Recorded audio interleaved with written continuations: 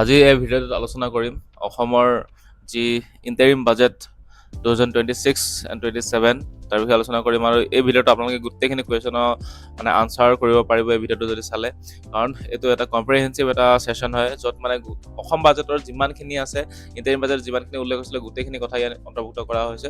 আৰু যিহেতু এইবাৰ কি আছিল, আমাৰ বিধানসভাৰ ইলেকশ্যন আছিল, গতিকে বিধানসভাৰ নিৰ্বাচনৰ বাবে এইবাৰ আমাৰ ইণ্টাৰিম বাজেট আছিল, ফুল ফ্লেজড বাজেট নাছিল। কিন্তু যিহেতু ফুল ফ্লেজড বাজেটখন কেতিয়া আহিব, এখন আহিব 2026 চনৰ 6 জুলাই তাৰিখে, ঠিক আছে। গতিকে 6 জুলাইত যিহেতু আহিব আমাৰ ফুল বাজেট ছেশ্যন, আৰু লগতে সেইটো 16 আছাম লেজিছলেটিভ এছেম্বলিৰ বাজেট ছেশ্যন হয়, আৰু পৰীক্ষাটো আছে 5 জুলাইত। APSC প্ৰিলিমছৰ কথা কৈছোঁ, 5 জুলাইত যিহেতু পৰীক্ষা আছে, গতিকে আমি এতিয়া ইণ্টাৰিম বাজেটখনে প্ৰিপেয়াৰ কৰি যাব লাগিব।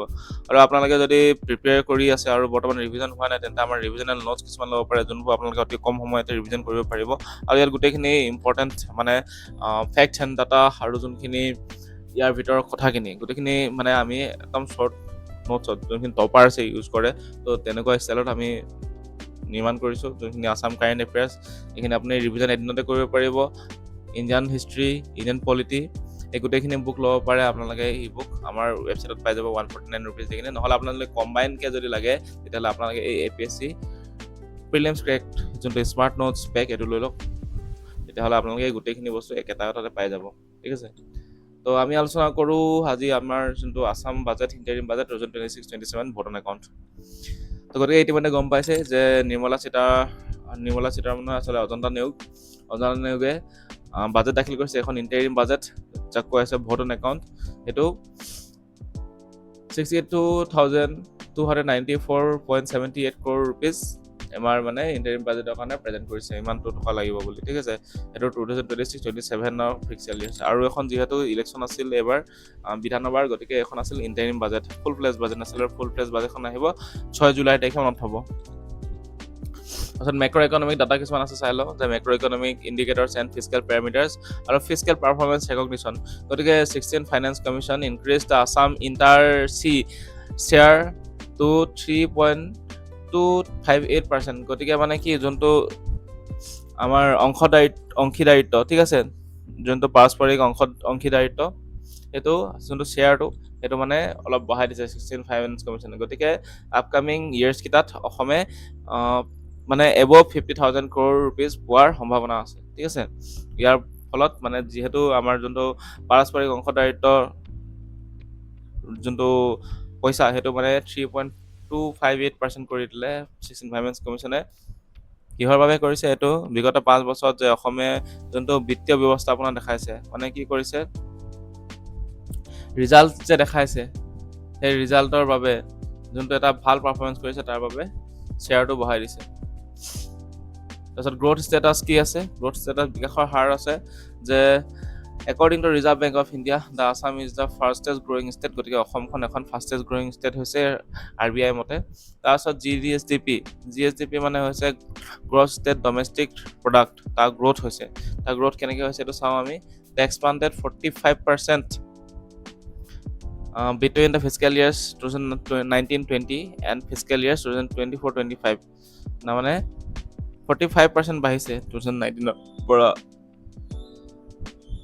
তাৰপিছত GSDP গ্ৰ'থ, কাৰেণ্ট প্ৰাইচেছ।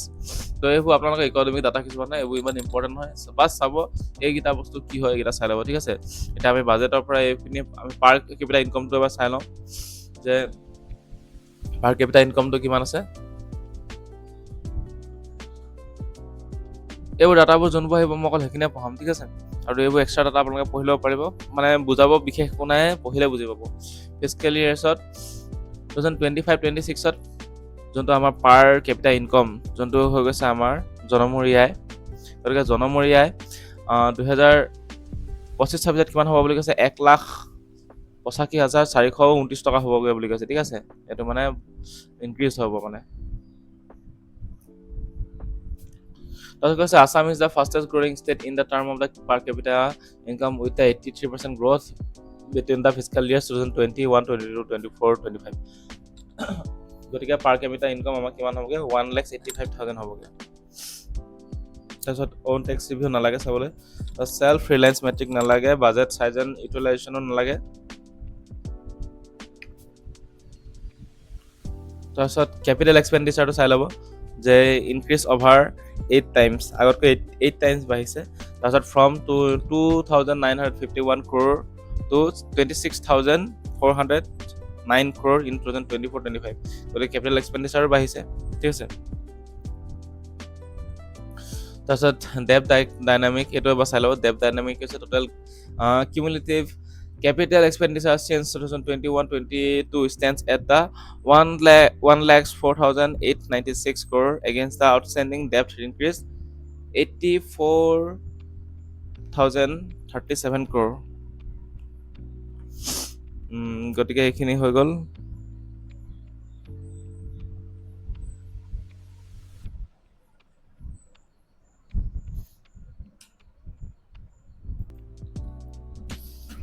এই ডাটাখিনিত মানে বিশেষ বুজিবলগীয়া একো নাই, বাট আপোনালোকে যদি টাৰ্মছ কেইটা বুজি নাপায় তেন্তে আপোনালোকে ইকনমিৰ যোনখিনি বেছিকখিনি পঢ়িব লাগিব, তেতিয়া এই টাৰ্মছখিনি বুজি পাব, ঠিক আছে। তাৰপিছত হৈ গ'ল বেলেগ ইয়াত চাবলগীয়া। এতিয়া আমি ডাইৰেক্ট আহি যাওঁ পিচ চিকিউৰিটি এণ্ড ল। আমাৰ যোনখিনি বাজেটৰ মেইন যোনখিনি ছেশ্যন আছিলে, এইখিনিতো এটা মানে ডাটা হয়, ডাটা এণ্ড কিমান পইচা খৰচ হৈছিল, কিমান গ্ৰ'থ হ'ব, তাৰ ডাটা হয়। ডাটাটো আপোনালোকে নিজে পঢ়ি ল'ব, ঠিক আছে। তো এইখিনি প্ৰভাইড কৰি দিয়া হ'ব নোটছখিনি টেলিগ্ৰামত। তো ভিডিঅ'ৰ দীঘলীয়া নকৰিবলৈ আমি এতিয়া ডাইৰেক্ট 2 নম্বৰ পইণ্টৰ পৰা আহোঁ, peace security law and order. গতিকে আগৰখিনি মানে কি, এইখিনি আপোনালোকক বুজাব নালাগে, বুজি পাবই, একো প্ৰব্লেম নাই। আৰু ইয়াৰ পৰা কুৱেশ্যন বিশেষকৈ নবনে, মানে বনিলে এই GSDP ডাটাৰ পৰাই বনিব, পাৰ কেপিটেল ইনকামৰ পৰা বনিব। তো এই মেইন পইণ্টখিনিৰ পৰা বনিব, বেলেগকৈ তেনেকৈ নবনিব, ঠিক আছে। তাৰপিছত এতিয়া আহি গ'ল আমাৰ পিচ চিকিউৰিটি এণ্ড ল অৰ্ডাৰ। ইয়াৰ পৰা কি আছে, শান্তি নিৰাপত্তা আৰু আইন শৃংখলাৰ ক্ষেত্ৰত কি আহিব কুৱেশ্যন। তো ঐতিহাসিক এখন শান্তি চুক্তি হৈছে, যাক কোৱা হৈছে পিচ একৰ্ড। গতিকে 4 historic peace accord secured with the ULFA, Karbi, Adivasi and DNLA groups.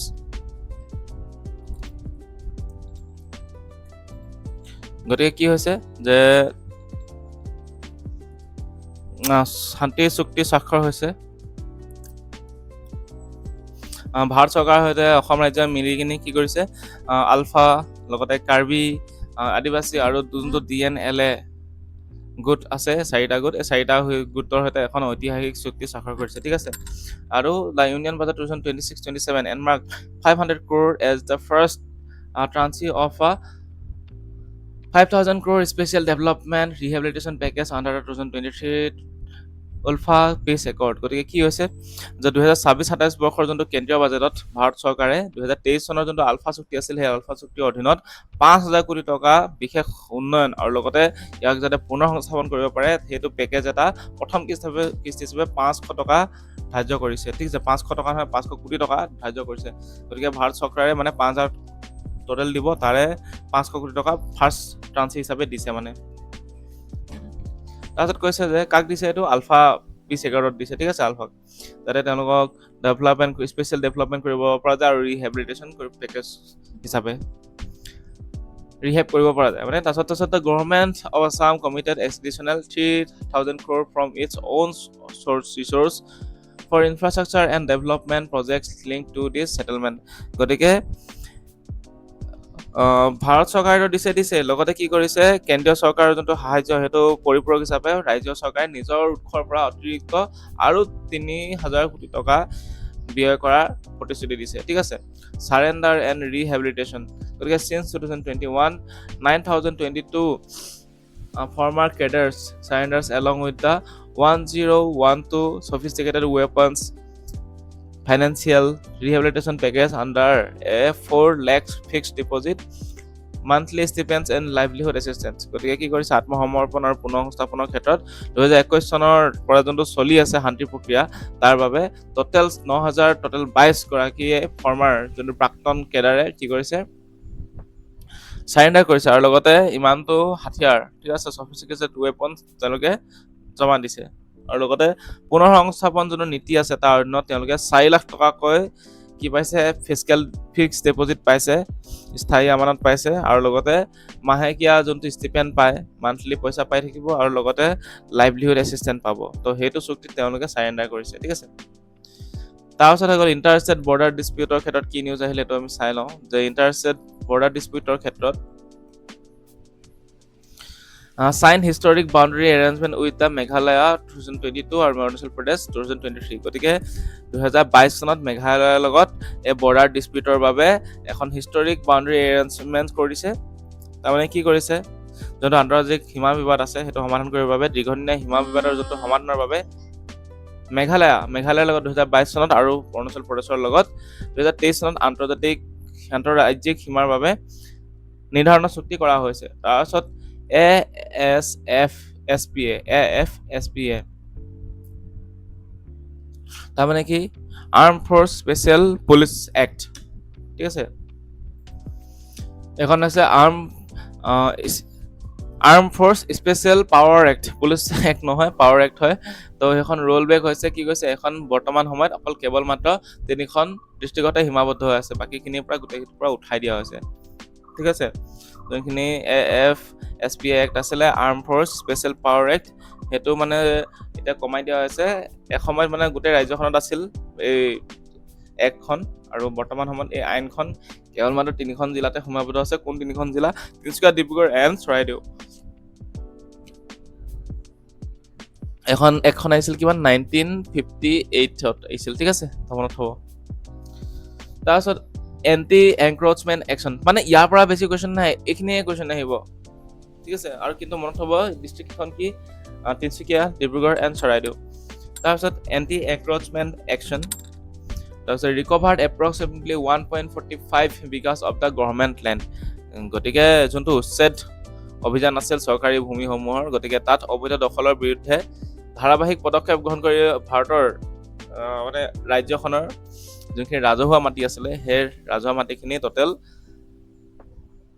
ৰাজহুৱা মাটি আচলতে গভৰ্ণমেণ্টৰ যোনখিনি মাটি আছিল সেইখিনি টোটেল চৰকাৰী ভূমি 1.45 লাখ বিঘা উদ্ধাৰ কৰিছে যেহেতু এন্টি এনক্ৰচমেণ্ট একশ্যন তাৰপিছত এন্টি ড্ৰাগ কেম্পেইনৰ বিৰুদ্ধে কি কৰিছে since 2021 over 24,000 drug related arrests have been made and narcotics worth more than 3,001 crore have been seized আৰু to কিমান 7x higher than the 2011-15 block তো গতিকে কি যোনটো ড্ৰাগছৰ বিৰুদ্ধে অভিযান এই ড্ৰাগছৰ বিৰুদ্ধে যোনটো অভিযান হৈছে তাত 2021 চনৰ পৰা বিগত সেই 5 বছৰত কিমান আছে 24,000তকৈ অধিক ব্যক্তি ড্ৰাগছ সম্পৰ্কীয় বিষয়ত গ্ৰেপ্তাৰ কৰিছে আৰু লগতে কি হৈছে যে 3,001 কোটি টকাতকৈ অধিক কোটি টকা মানে ইমানটো এমাউণ্টৰ মূল্যৰ ড্ৰাগছ জব্দ কৰিছে তো ভাবিছো কিমান 3,001 কোটি টকা ড্ৰাগছ জব্দ কৰিছে আৰু 24,000ক মানে এতিয়ালৈকে এৰেষ্ট কৰিছে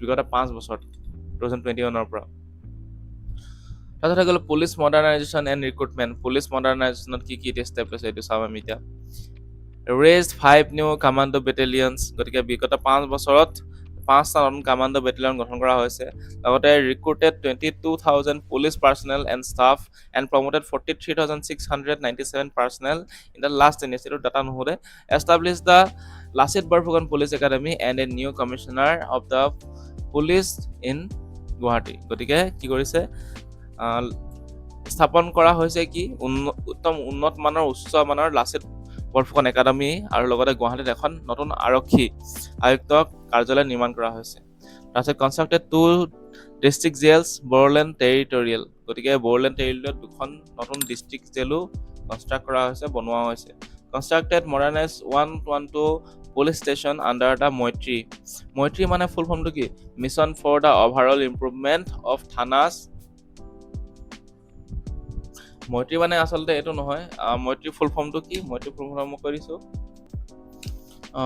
মৈত্ৰী mission for overall improvement of thanas yes that is the মানে full form of the Maitri গতিকে কি হৈছে এই যোনটো জনসাধাৰণৰ সৈতে সুসম্পৰ্ক বজাই ৰাখিবলৈ বাবে যোনটো এটা মৈত্ৰী বুলি আঁচনি আছে সেই আঁচনিৰ অধীনত টোটেল 112খন থানা নিৰ্মাণ তথা আধুনিকৰণ কৰা হৈছে ঠিক আছে তো মৈত্ৰী ফুল ফৰ্মটো চাই ল'ব যে mission for overall improvement of thanas and responsive image গতিকে মৈত্ৰীটো কিহৰ লগত জড়িত এই থানা পুলিচৰ লগত জড়িত সেইটো মনত থ'ব ঠিক আছে তাৰ আণ্ডাৰত 112খন পুলিচ ষ্টেচন নতুনকৈ বনোৱা হৈছে আৰু লগতে নিৰ্মাণ কৰা হৈছে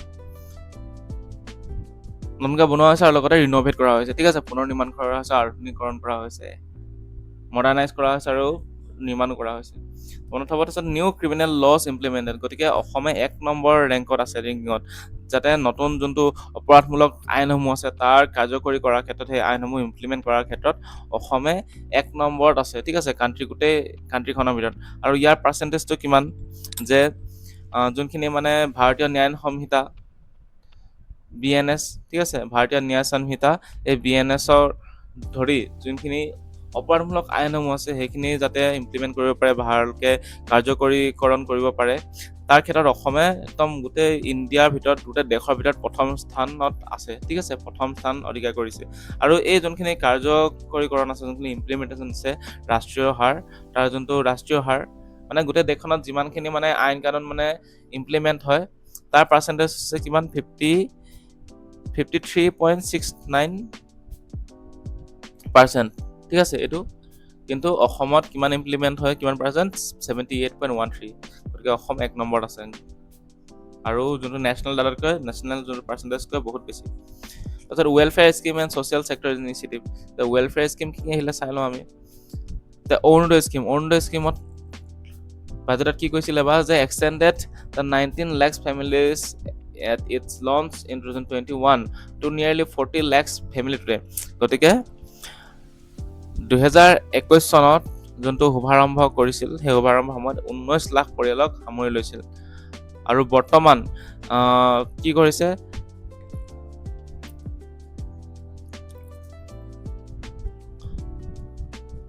40 লাখ ফেমিলিত বৰ্তমান সময়ত আছে। আৰু তাৰ লগতে ইনক্লুডিং দিব্যাংগন, তাৰপিছত transgender persons and vulnerable groups, it stands as the largest social assistance the scheme in the Assam history. গতিকে কি হৈছে, প্ৰথমতে 2021 চনত 19 লাখ পৰিয়ালক দিছিলে, আৰু বৰ্তমান সময়ত দিব্যাংগ, তৃতীয় লিংগ মানে ট্ৰান্সজেণ্ডাৰ, লগতে যোনখিনি আন দুৰ্বল শ্ৰেণীৰ পৰিয়ালসকল আছে, সেই পৰিয়ালসকলক সামৰি কিনি এই আঁচনিখন বৰ্তমান 40 লাখ পৰিয়াললৈ বিস্তৃত কৰা হৈছে, লোক নহয় পৰিয়াললৈ, ঠিক আছে।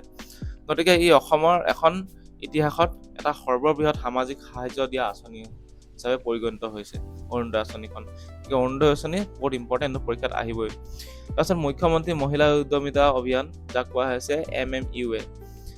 তো সেইটো মানে কি, তো তাৰ আণ্ডাৰত যোনখিনি মহিলা গোট আছিলে, সেই গোটৰ প্ৰতিগৰাকী মহিলালৈ 10,000 টকাকৈ এটা বীজ মূলধন হিচাপে দিয়া হৈছিল, চিড কেপিটেল হিচাপে দিয়া হৈছিল। আৰু লগতে 30.63 লাখতকৈ অধিক যোনখিনি সদস্য আছে, মেম্বাৰ্ছ আছিলে, সেই মেম্বাৰ্ছখিনি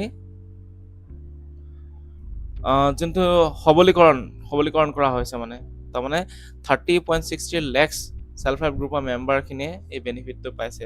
কিমান পাইছে, 10,000 টকাকৈ এটা চিড কেপিটেল পাইছে। আৰু লগতে বৰ্তমান 8.80 লাখপতি বাইদেউ তাৰ ৰাজ্যখনৰ গ্ৰাম্য অৰ্থনীতিৰ চালিকা শক্তিৰূপে পৰিগণিত হৈছে। তাৰমানে কি, ইট হেজ দ্য ক্ৰিয়েটেড 8.80 লাখপতি বাইদেউ মানে ক্ৰিয়েট কৰিছে, মানে মুখ্যমন্ত্ৰী মহিলা উদ্যমিতা অভিযানৰ আণ্ডাৰত।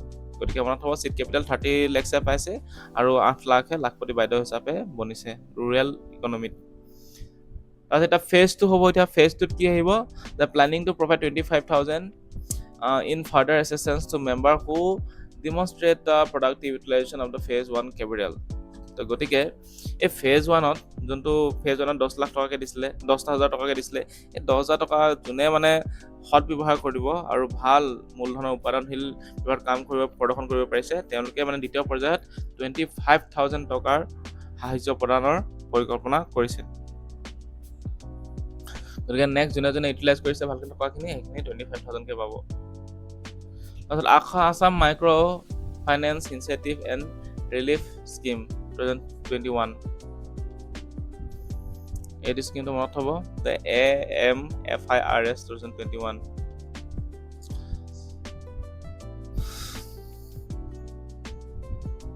তাৰমানে কি হৈছে, অসমৰ ক্ষুদ্ৰ যোনটো বিত্ত উদগনি আৰু লগতে সকাহ আঁচনি, মানে আছাম মাইক্ৰ' ফাইনেন্স ইনিচিয়েটিভ আৰু relief scheme, disbursed 2,304 crore in the incentive to relieve the 12,71,000 small borrowers, ঠিক আছে। এই যোনখন আঁচনিখন হয় Assam micro' finance incentive and relief scheme, সেইখন কি হৈছে আমাৰ যোনখিনি ক্ষুদ্ৰ যোনখিনি ঋণ লয় মাইক্ৰ' ফাইনেন্সৰ বাবে, মাইক্ৰ' ফাইনেন্স মানে যোনখিনি ক্ষুদ্ৰ ঋণ লতা তেওঁলোকক যাতে ইনচেণ্টিভ প্ৰদান কৰিব পাৰে, ঠিক আছে, তেওঁলোকক যাতে উদগনি অলপ দিব পাৰে। আৰু লগতে এই যোনখিনি আমাৰ গাঁৱৰ যে বহুতো মানুহক কি কৈছে মাইক্ৰ' ফাইনেন্সৰ নামত ফাইনেন্সৰ নামত ঋণ লোৱাসকলক কি কৈছে তেওঁলোকক যাতে সকাহ অলপ প্ৰদান কৰিব পাৰে, ঠিক আছে, যে তেওঁলোকে যে ধাৰত পোট খাই আছে তাৰ বাবে এই আঁচনিখন অনা হৈছিল 2021 চনত, ঠিক আছে। সেইটোৱে তো সেইটো এবাৰ কিমান পইচা ৰিলিজ কৰি দিব তাৰ বাবে 2304 crore rupees, ঠিক আছে। আৰু টোটেল ইমান লাখ স্মল বৰোৱাৰ্ছখিনিয়ে ৰিলিফ পাব, সকাহ পাব। আৰু তাৰপিছত হৈ গৈছে মুখ্যমন্ত্ৰী এটিকলি লুটিপাত। এতিয়া এটিকলি লুটিপাত কি হয়? The launch to commemorate the 200 years that Assam Tea provides a one-time financial assistance to 5,000 over 6 lakhs tea garden workers, employees, and total outlay of 342 crores. গতিকে মুখ্যমন্ত্ৰী এটিকলি লুটিপাত এইটো আঁচনিত অসম চাহৰ যি 200 বছৰ সম্পূৰ্ণ হৈছে তাৰ এটা স্মৃতি হিচাপে, স্মাৰক হিচাপে শুভাৰম্ভ কৰা হৈছে আঁচনিটো এটিকলি লুটিপাত। আৰু এই আঁচনিৰ অধীনত 6 লাখতকৈ অধিক যোনখিনি চাহ শ্ৰমিক আছে সেই চাহ শ্ৰমিক আৰু লগতে চাহ বাগিচা যোনখিনি কৰ্মচাৰী তেওঁলোকলৈ 5,000 টকাকৈ এককালীন সাহায্য আগবঢ়োৱা হৈছে, ঠিক আছে। কিমান টকাকৈ দিব? 5,000 টকাকৈ দিব। এইটো ওৱান টাইম দিব, ঠিক আছে, ওৱান টাইম ফাইনেন্স, আকৌ বাৰ নিদিয়ে, এককালীন সাহায্য এক টাইমে দিব 5,000 টকাকৈ। তাৰ কাৰণে এই 342 কোটি টকা খৰচা হৈছে। তাৰপিছত হৈ গৈছে যে এমপ্লয়মেণ্ট ক্ৰিয়েশ্যনৰ ক্ষেত্ৰত এতিয়া কি চৰকাৰী নিযুক্তিৰ ক্ষেত্ৰত কি হৈছে যে provided the 1.5 lakhs transparent government employments surpassing the initial benchmark of the targeted 1 lakh job। গতিকে কি হৈছে সম্পূৰ্ণ স্বচ্ছতাৰে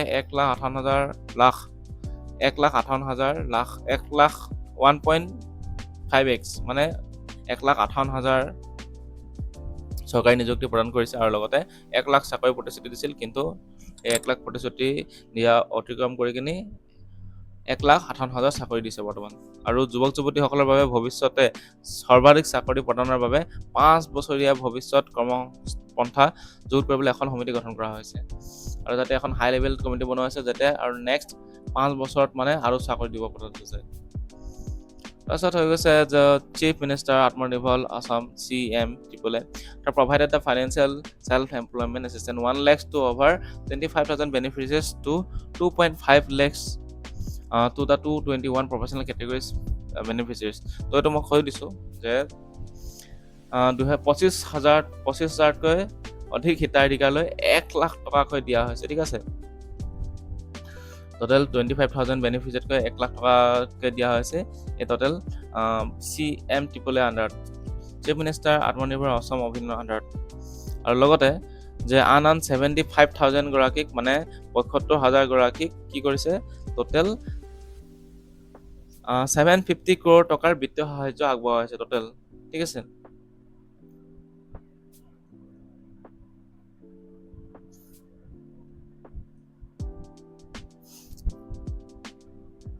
তাৰপিছত আৰু কি হৈছে যে যোনটো the scheme is being expanded to the target 5 lakhs more youth by linking them to central incentive like Mudra and PMEGP। গতিকে এই আঁচনিৰ অধীনত কমেও 5 লাখ যুৱক যুৱতীক সামৰি কিনি যোনটো মুদ্ৰা আঁচনি আছে আৰু প্ৰধানমন্ত্ৰী নিয়োগ সৃষ্টি কাৰ্যসূচী আছে PMEGP যাক কোৱা হয়, আদিদৰে আঁচনিৰ দৰে সংযোগ কৰাৰ পৰিকল্পনা কৰা হৈছে এই যোনটো CM আঁচনিটো আছে, ঠিক আছে।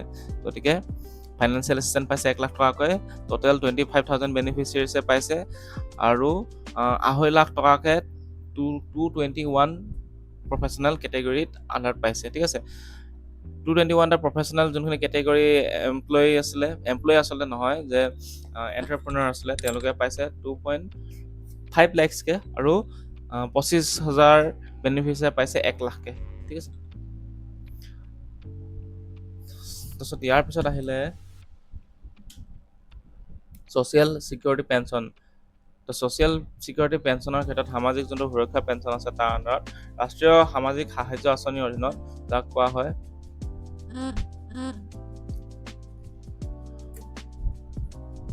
ৰাষ্ট্ৰীয় সামাজিক সাহায্য আঁচনি, তাৰ আণ্ডাৰত কি হৈছে অল্ড পেঞ্চন, যোনটো বৃদ্ধ পেঞ্চন সেইটো 250 টকাৰ পৰা 400 টকা বৃদ্ধি কৰা হৈছে, 400 টকালৈ বৃদ্ধি কৰা হৈছে। এইটো কিহত আণ্ডাৰত আহিছে? ৰাষ্ট্ৰীয় সামাজিক সাহায্য আঁচনিৰ অধীনত, ঠিক আছে। তাৰপিছত আৰু বিধৱা পেঞ্চন 300 টকাৰ পৰা 1250 টকা পাৰ মান্থ কৰি দিয়া হৈছে। আৰু কিমানটোৱে পাইছে বেনিফিট? ইমানখিনি মানুহে বেনিফিট পাইছে ইয়াৰ। বিধৱা পেঞ্চনটো 300ৰ পৰা 1250 কৰি দিয়া হৈছে। তাৰপিছত যোনখিনি brought 11,59,137 beneficiaries under the state শ্বহীদ কুশল কোঁৱৰ সৰ্বজনীন বৃদ্ধ পেঞ্চন আঁচনি, যাক কোৱা হয় SKKBSBPA। মনত থ'ব এইবোৰ মানে ফুল ফৰ্মটো, ঠিক আছে। ফুল ফৰ্মটো সুধিবই এই আঁচনিসমূহ। এই আঁচনিখিনি মেইন, ইয়াৰ যি আঁচনি আছে তাৰ পৰা আঁচনিৰ পৰা কুৱেশ্যন আহিব একদম 110% চিয়'ৰ। At the part the national old pension scheme rates, গতিকে কি হৈছে যে ৰাষ্ট্ৰীয় বৃদ্ধ পেঞ্চন যোনটো আঁচনি আছে তাৰ সমান্তৰাল হিচাপে শ্বহীদ কুশল কোঁৱৰ সৰ্বজনীন যোনটো বৃদ্ধ পেঞ্চন আঁচনি আছে যাক কোৱা হয় SKKSBPA, তাৰ অধীনত টোটেল ইমান গৰাকীক মানে এই 11,59,137 গৰাকীক মানে বৃদ্ধ পেঞ্চন দিয়া হ'ব, ঠিক আছে।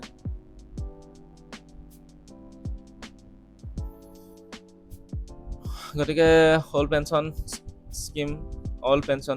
নহয় আচলতে অল্ড এজ পেঞ্চন কিমান কৰিলে? বৃদ্ধ পেঞ্চন কৰিলে 2,250 পৰা 400 টকা, তাৰপিছত উইড' পেঞ্চন কৰিলে 300 পৰা 1250 টকা, ঠিক আছে। আৰু যোনটো শ্বহীদ কুশল কোঁৱৰ বৃদ্ধ পেঞ্চন আঁচনি, সৰ্বজনীন বৃদ্ধ পেঞ্চন আঁচনি আছিলে, এইটো যোনটো national old age pension rate আছে তাৰ লগত একেলগে সমান কৰি দিয়া হ'ল আৰু ইমানখিনি মানুহে পাব তাৰ বেনিফিটটো। ফুড ছিকিউৰিটি আৰু ছাবচিডাইজড নিউট্ৰিশ্যন, তাৰ আণ্ডাৰত কি আহিছে যে খাদ্য সুৰক্ষা আৰু ৰাজসাহায্যযুক্ত পুষ্টিৰ ক্ষেত্ৰত কি হ'ব? ছাবচিডাইজ মানে কি? যোনটো মানে গভৰ্ণমেণ্টৰ পৰা আমি যোনটো চাউল পাওঁ ফ্ৰীকে, সেইটো ছাবচিডাইজ বুলি কয়, ঠিক আছে। ছাবচিডি যোনটো পাওঁ, ফ্ৰী আচলতে নহয়, ফ্ৰী চাউল নহয়, ছাবচিডি পাওঁ, আধা পইচাত পাওঁ, সেইটো ছাবচিডাইজ ফুড। তো গতিকে কি হৈছে? Cover the 70.71 lakhs families over 2.49 crore citizens with a free rice under NFSA, National Food Security Act আৰু PM গৰীব কল্যাণ অন্ন যোজনা ইছ্যুড অভাৰ দা। এইটো মনত থ'ব নালাগে, ঠিক আছে। কিমান লাখহে পাইছে মনত থ'ব নালাগে, এই দাম যে মনত থ'ব। গতিকে কি হৈছে? যোনটো ৰাষ্ট্ৰীয় খাদ্য সুৰক্ষা আইন আছে, নেশ্যনেল ফুড ছিকিউৰিটি এক্ট আছে, আৰু লগতে প্ৰধানমন্ত্ৰী গৰীব কল্যাণ অন্ন যোজনাৰ অধীনত টোটেল 70 লাখ পৰিয়ালক, প্ৰায় 70 লাখ পৰিয়ালক, য'ত মানে 2.49 crore অধিক নাগৰিক সোমাই আছে। মানে এটা পৰিয়ালতো এজনতকৈ বেছি মানুহ থাকে, হয় নাই? গতিকে ইমানটো পৰিয়ালত ইমানখিনি মানুহ আছে বুলি কৈছে, আৰু ইমানখিনি মানুহে বিনামূলীয়া চাউল আগবঢ়োৱা হৈছে সিহঁতলৈ। আৰু বিগত 5 বছৰত 14.60 lakhsতকৈ অধিক সংখ্যক নতুন ৰেচন কাৰ্ড প্ৰদান কৰা হ'ব, ঠিক আছে। প্ৰদান কৰা হ'ব নহয়, অলৰেডি হৈছে প্ৰদান কৰা।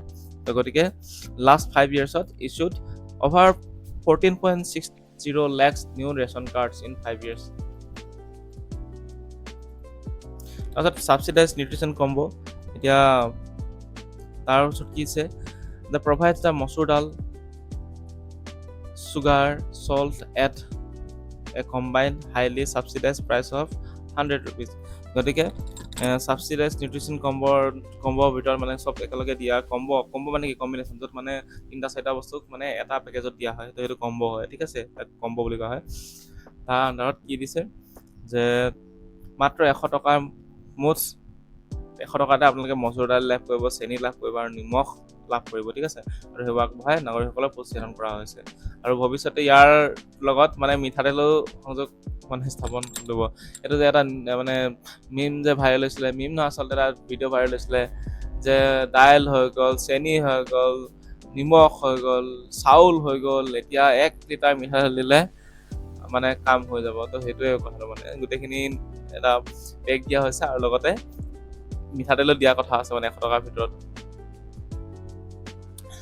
তাৰপিছত শ্ৰদ্ধাঞ্জলি স্কিম।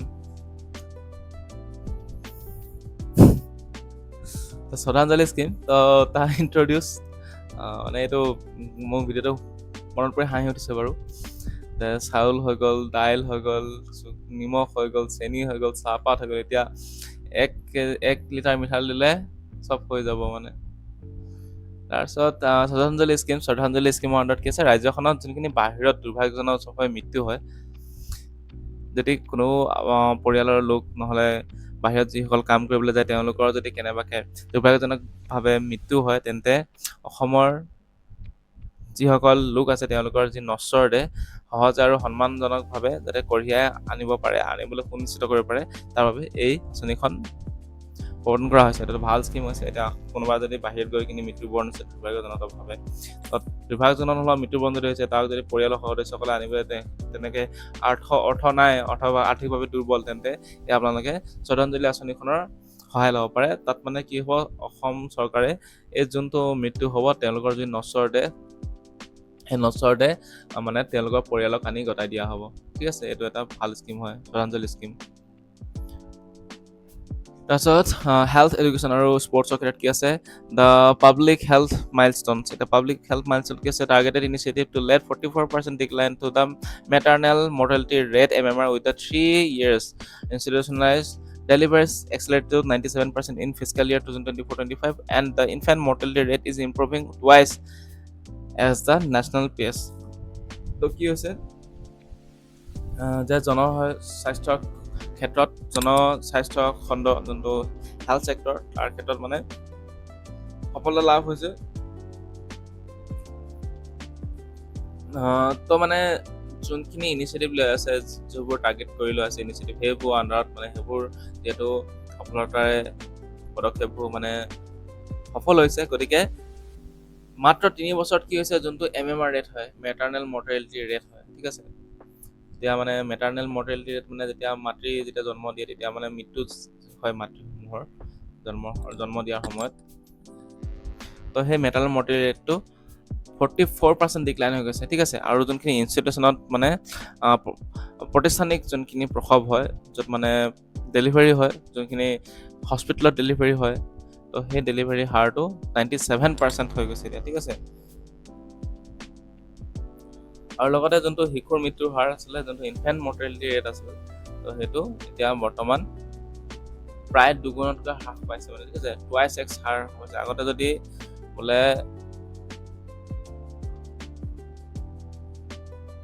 2জন ঢুকাইছিল, এতিয়া মানে এজনো ঢুকোৱা নাই, তেনেকুৱা ধৰণৰ হৈছে মানে ইনফেণ্ট মৰ্টেলিটি ৰেটৰ ক্ষেত্ৰত। ইনফেণ্ট মৰ্টেলিটি ৰেট মানে যোনটো জন্মৰ পিছতে যেনে মৰি যায়, শিশুৰ মৃত্যু হয়, যে নৱজাত শিশুৰ মৃত্যু হয়, সেইটো। Tea garden waste compensation scheme. তো tea garden waste compensation scheme যোনটো হৈছে চাহ বাগিচাৰ মজদুৰি ক্ষতিপূৰণ আঁচনি।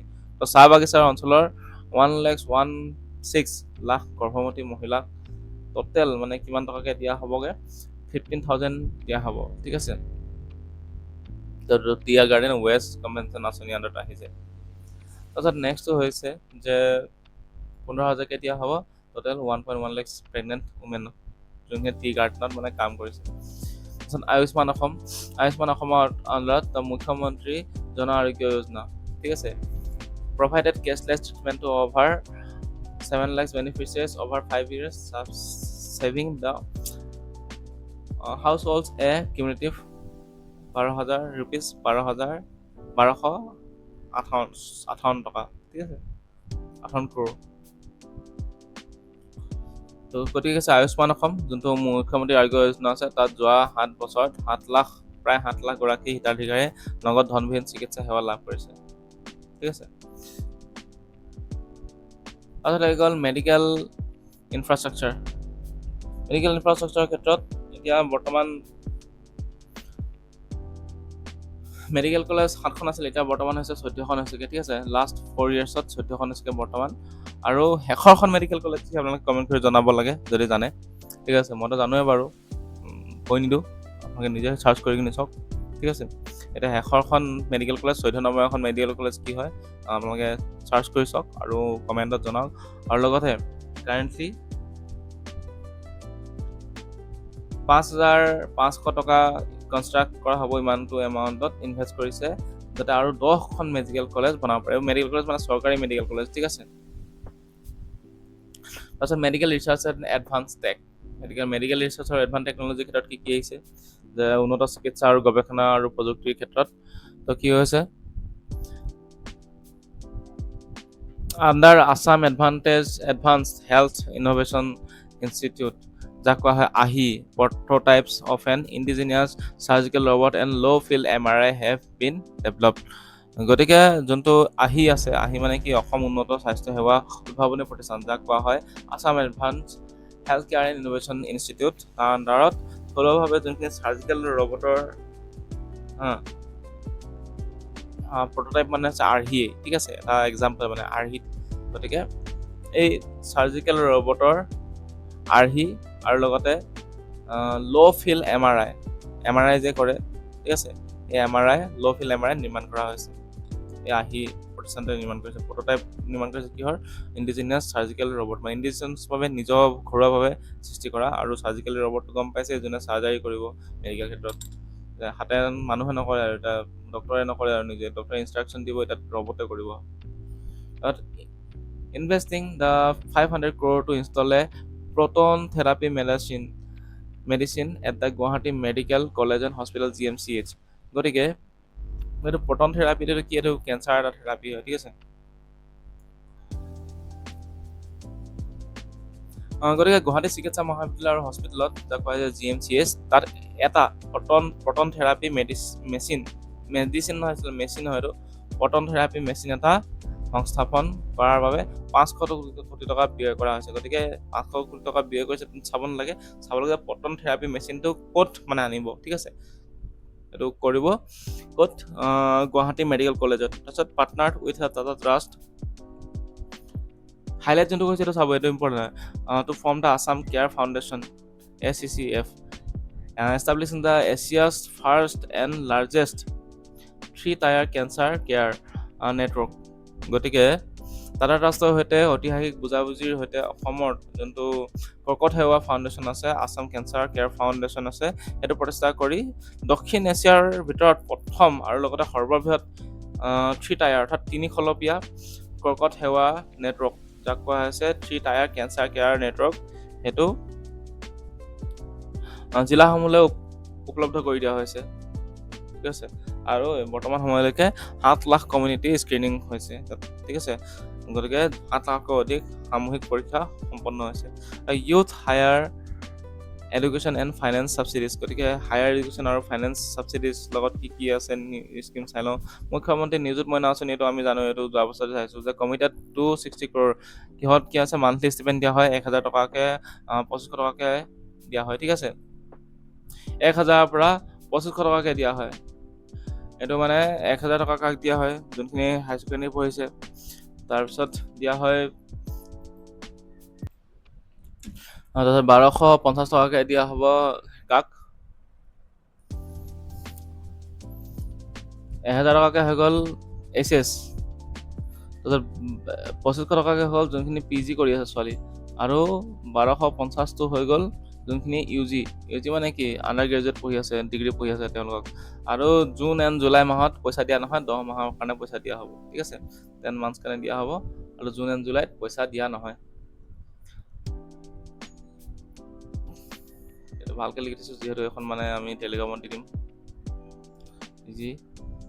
তাৰপিছত জুন এণ্ড জুলাই এই দুটাত মানে পইচা নিদিয়ে, ঠিক আছে,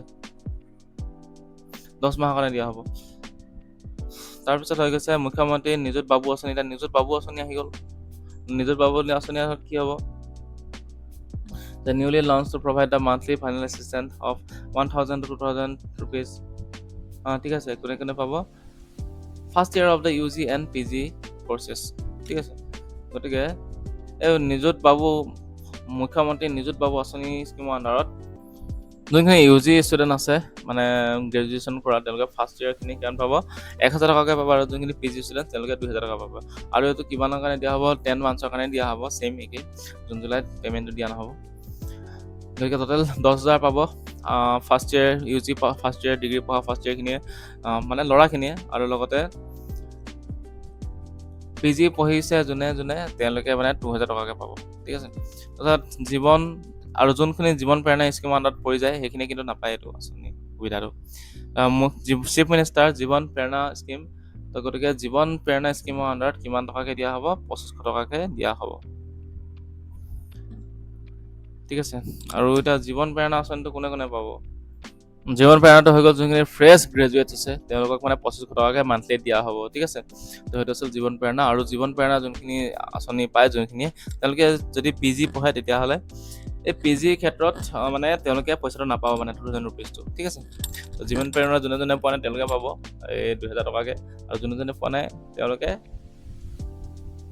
পাব আৰু যোনে পাইছে জীৱন প্ৰেৰণা স্কিমটো এইটো ডিগ্ৰী পাছ হৈ যোৱাৰ লগে যিহেতু পায় সেইটোৱে মানে নিযুত বাবু আঁচনিৰ মুখ্যমন্ত্ৰী নিযুত বাবু আঁচনিৰ যোনটো 2,000 টকাকৈ পাব লাগে পি জি ষ্টুডেণ্টখিনিয়ে সেই বস্তুটো নাপাব মানে ঠিক আছে তাৰপিছত চিফ মিনিষ্টাৰ জীৱন অনুপ্ৰেৰণা আঁচনি এইটো হৈছে provided the financial stipend to the full time research scholars গতিকে ফুল টাইম ৰিচাৰ্চ স্কলাৰ যোনখিনি আছে তেওঁলোকে পাব 25,000 টকা per month for general scholars and 40,000 per month for divyang scholars তো ঠিক আছে ইয়াত যোনটো আমি দিছোঁ যে এইটো পাৰ মান্থ এইটো পাৰ মান্থ আচলতে নহয় খালি ঠিক আছে এইটো পাৰ মান্থ আচলতে নহয় এইটো কাটি দিম বাৰু আমি যেতিয়া এখন হেৰি কৰিম এইটো পাৰ মান্থ নহয় এইটো মানে ওৱান টাইম এছিষ্টেণ্ট দিয়া হ'ব ঠিক আছে এইটো ওৱান টাইম এছিষ্টেণ্ট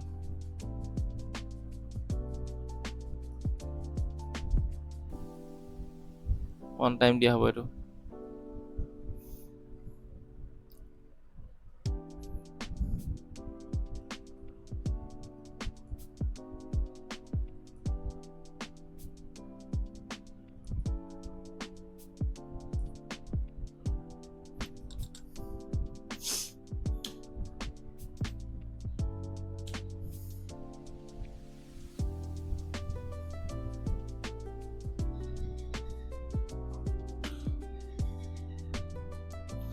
ইয়াত লিখি দিছোঁ ওৱান টাইম ঠিক আছে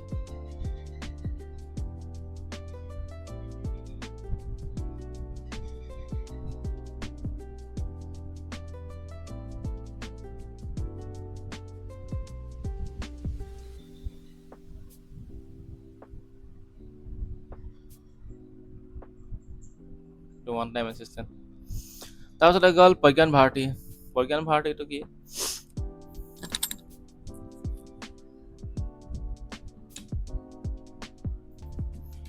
প্ৰজ্ঞান ভাৰতীৰ ক্ষেত্ৰত মানে আঁচনিখন কি আছিলে যোনখিনি আৰ্থিকভাৱে দুৰ্বল ছাত্ৰ ছাত্ৰীসকল আছে তেওঁলোকক যাতে যি এটা নামভৰ্তি মাচুলৰ ক্ষেত্ৰত ৰেহাই দিয়া হয় সেইটো আঁচনি প্ৰজ্ঞান ভাৰতী আঁচনি আৰু তাৰ এই প্ৰজ্ঞান ভাৰতী আঁচনিৰ আণ্ডাৰত টোটেল কিমান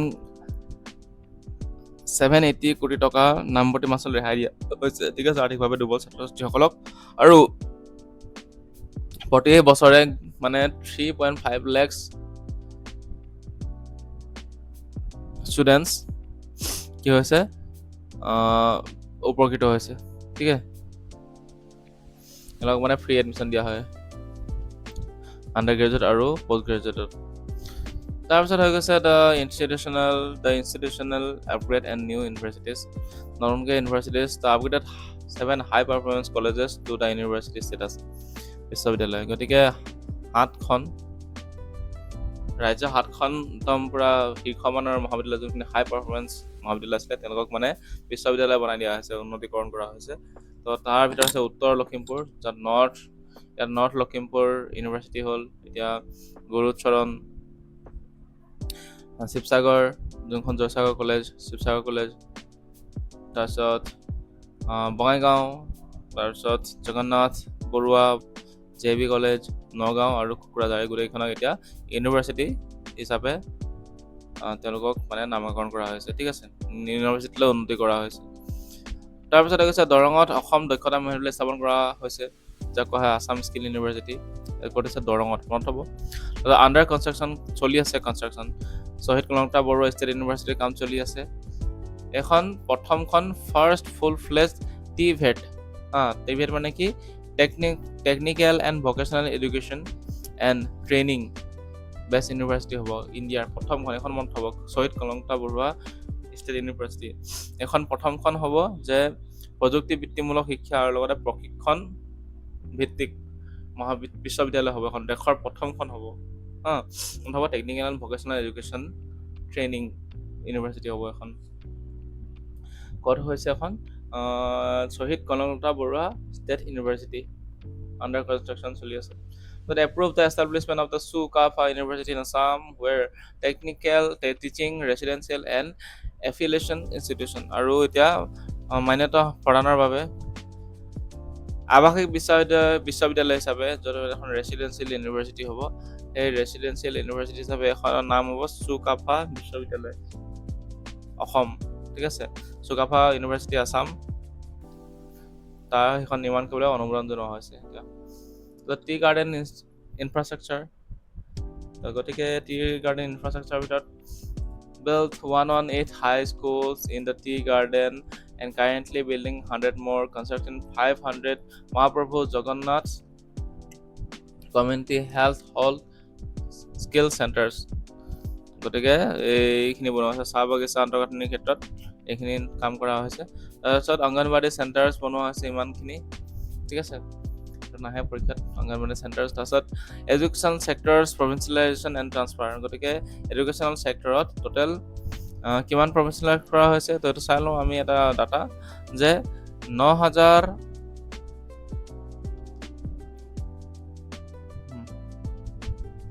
অংগনবাদী কেন্দ্ৰ, এইটো নহয় নৰ্মেল 9,000 টকা। ঠিক আছে, এডুকেশ্যন যোনখন মানে এডুকেশ্যন ছেক্টৰ যোনখিনি প্ৰভিঞ্চিয়েলাইজেশ্যন আৰু লগতে ট্ৰান্সফাৰ তাৰ ক্ষেত্ৰত যোনখিনি 2021 চনৰ 1698খন মানে 1698খন LP স্কুলত তাৰ মানে প্ৰাথমিক বিদ্যালয়ত টোটেল 3,309টা পোষ্ট, টিউটৰ পোষ্ট মানে কি শিক্ষকৰ পোষ্ট, আৰু লগতে 2,107খন আপাৰ প্ৰাইমেৰী স্কুলত 6,500 মানে 86 মানে 66,586টা মানে টিউটৰ পোষ্ট মানে কি পঢ়ুৱা যোনে পঢ়া শিক্ষকৰ পোষ্ট, আৰু লগতে 1,500 মানে 1,539 গ্ৰেড 4 এমপ্লয়ী, আৰু লগতে 1,539 ইউপিত স্কুলত মানে আপাৰ প্ৰাইমেৰী স্কুলত টোটেল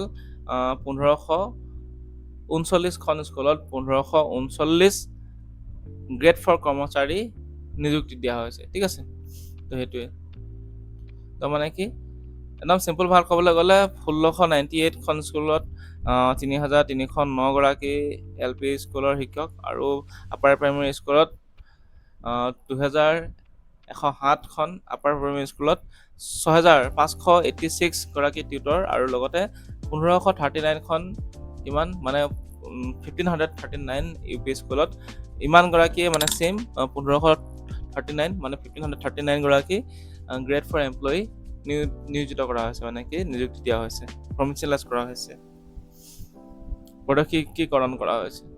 ঠিক আছে, তাৰপিছত portal updates pass the Assam Education Provincialized of Services of Teachers and Reorganization Education Institution Act 2025 to open the digital gateway to remaining the eligible tutors। তো গতিকে আইন সংশোধন কৰা হৈছে যোনখিনি আছে যা যিসকল মানে কি আছে যোগ্য শিক্ষক আৰু টিউটৰসকল আছে তেওঁলোকৰ চাকৰি পদক্ষীকৰণৰ ক্ষেত্ৰত সহায় হোৱাকৈ তেওঁলোকৰ যাতে চাকৰিটো প্ৰভিঞ্চিয়েলাইজ হ'ব পাৰে তাৰ বাবে যোনটো অসম শিক্ষা আইন আছে এখন সংশোধন কৰা হৈছে, আৰু লগতে ইয়াৰ বাবে অতি সোনকালে ইয়াৰ বাবে এটা পৰ্টেল মুকলি কৰি দিয়া হ'ব, ঠিক আছে, যাতে প্ৰভিঞ্চিয়েলাইজ কৰিব পাৰে টিউটৰখিনিক আৰু শিক্ষকখিনিক।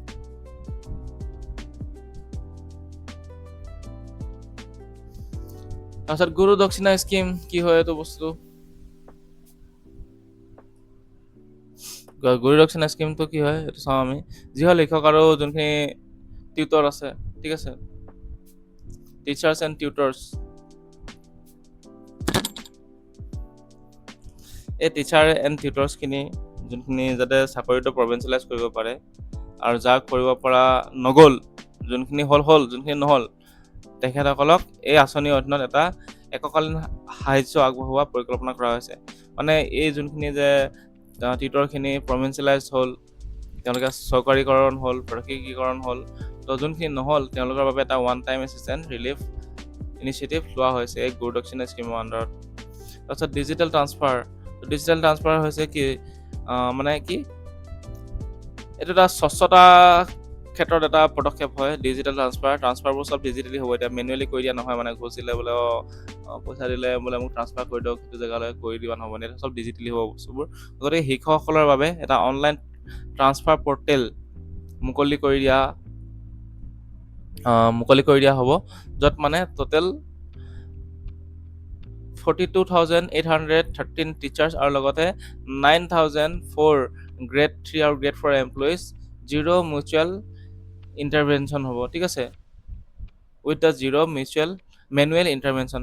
গতিকে এই এটা ডিজিটেল ট্ৰান্সফাৰ যোনটো এটা অনলাইন ট্ৰান্সফাৰ পৰ্টেল ছাকচেছফুলি মানে মুকলি কৰা হৈছে, য'ত মানে টোটেল 42,813 গৰাকী মানে শিক্ষক আৰু লগতে 9,004 গৰাকী গ্ৰেড 3 আৰু গ্ৰেড 4 এমপ্লয়ি মানে কোনো ধৰণৰ মেনুৱেলি ট্ৰান্সফাৰ নোহোৱাকৈ, মেনুৱেলি কাম নকৰাকৈ ডিজিটেলি ট্ৰান্সফাৰ কৰা হ'ব, মানে মিউচুৱেল ট্ৰান্সফাৰ হ'ব মানে, ঠিক আছে।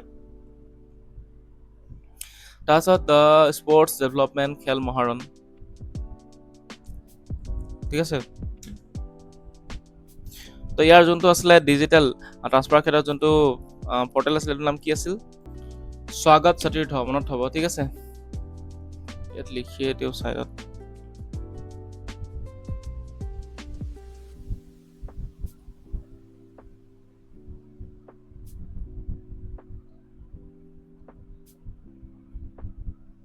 স্বাগত সতীৰ্থ, ঠিক আছে।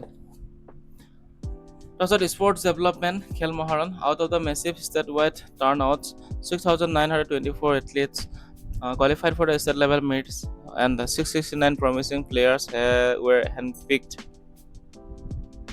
for advanced national international training. গতিকে খেল মহাৰণৰ ক্ষেত্ৰত অভূতপূৰ্ব অংশগ্ৰহণৰ পিছত খেল মহাৰণ যি অভূতপূৰ্ব অংশগ্ৰহণ হ'ল, তাত এতিয়া তাৰপিছত মানে 6,924 গৰাকী খেলুৱৈ ৰাজ্যিক পৰ্যায়ত ভাগ লৈছিল আৰু লগতে 669 গৰাকী সম্ভাৱনা খেলুৱৈক ৰাষ্ট্ৰীয় আৰু আন্তঃৰাষ্ট্ৰীয় প্ৰতিযোগিতাত ভাগ ল'ব পৰাকৈ উন্নত প্ৰশিক্ষণৰ বাবে বাছি লোৱা হৈছিল খেল মহাৰণ। এতিয়া আহিলে infrastructure, connectivity and public works. এতিয়া আমি চাম যে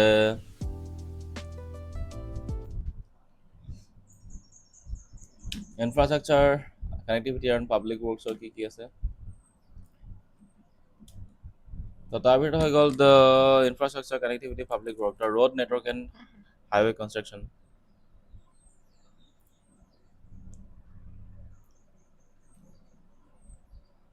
তো যোনটো ৰোড নেটৱৰ্ক আৰু যোনটো ঘাইপথ নিৰ্মাণ, তাৰ বিগত যোনটো 5 বছৰ মানে পাষ্ট 5 yearsৰ এইটো মানে কি কি আছিলে সেইখিনি গোটেইখিনি এতিয়া ডাটাখিনি।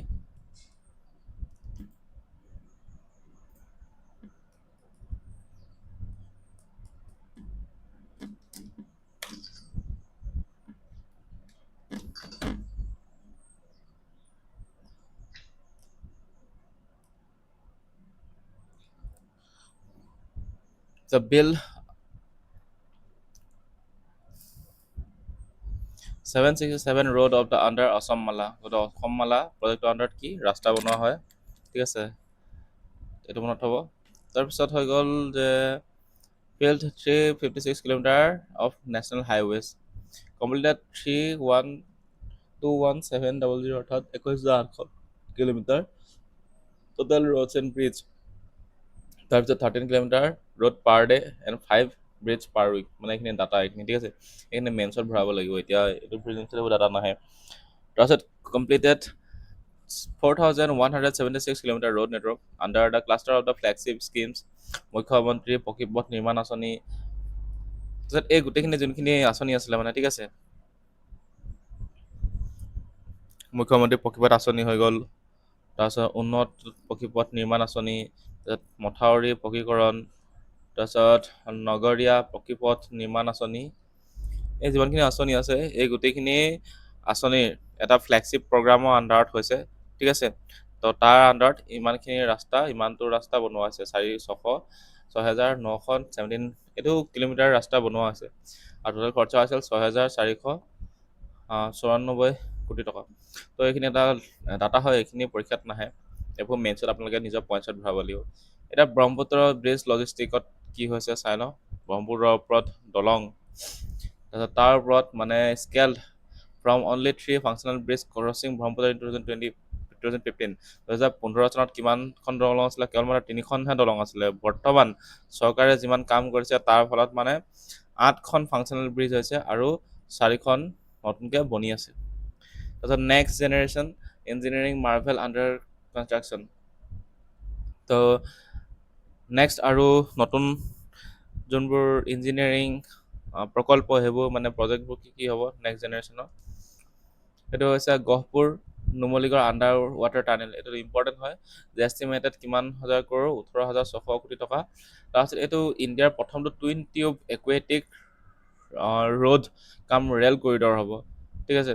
তাৰমানে কি হ'ব, দুটা নলী থাকিব, দ্বি নলী, দুটা টিউব থাকিব, টুইন টিউব মানে, আৰু এইটো ভাৰতৰ প্ৰথমটো পথ থাকিব তথা ৰেল কৰিডৰ, ৰেলো যাব মানে ৰাস্তা, মানে ৰেলো যাব পাৰিব। তাৰপিছত এইটোত মানে বেলেগ গাড়ীও হ'ব, মানে ৰোড কাম ৰেল কৰিডৰ, ঠিক আছে।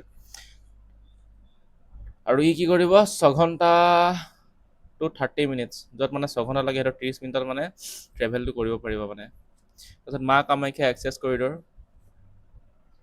সেইটো দিব্যলোক পৰিযোজনা, ঠিক আছে। তাৰপিছত ইউনিটি মল, তাক কৈছে একটা মল, তাৰপিছত কাজিৰঙা এলিভেটেড কৰিডৰ। তো এইখিনি বনোৱা হ'ব, ঠিক আছে, নেক্সট জেনেৰেশ্যনৰ কাৰণে। তো কাজিৰঙা এলিভেটেড কৰিডৰ বনোৱা হ'ব। তাৰপিছত গুৱাহাটী ৰিং ৰড প্ৰজেক্ট এটা আছে, সেইটো হৈছে 121 কিলোমিটাৰ, এটা মেচিভ ইঞ্জিনিয়াৰিং মাৰ্ভেল হয়, যোনটো মানে গুৱাহাটীৰ চাৰিওকাষে নিৰ্মাণ কৰা হ'ব। এইবোৰ আমি কাৰেণ্ট এফেয়াৰ্ছ ইতিমধ্যে কভাৰ কৰিছোঁৱে গোটেইখিনি।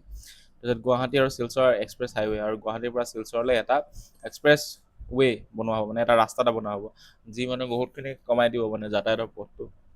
তো এই গোটেইখিনি আপোনালোকে ডিটেইলছটো আমাৰ কাৰেণ্ট এফেয়াৰ্ছ ভিডিঅ'টো পাই যাব।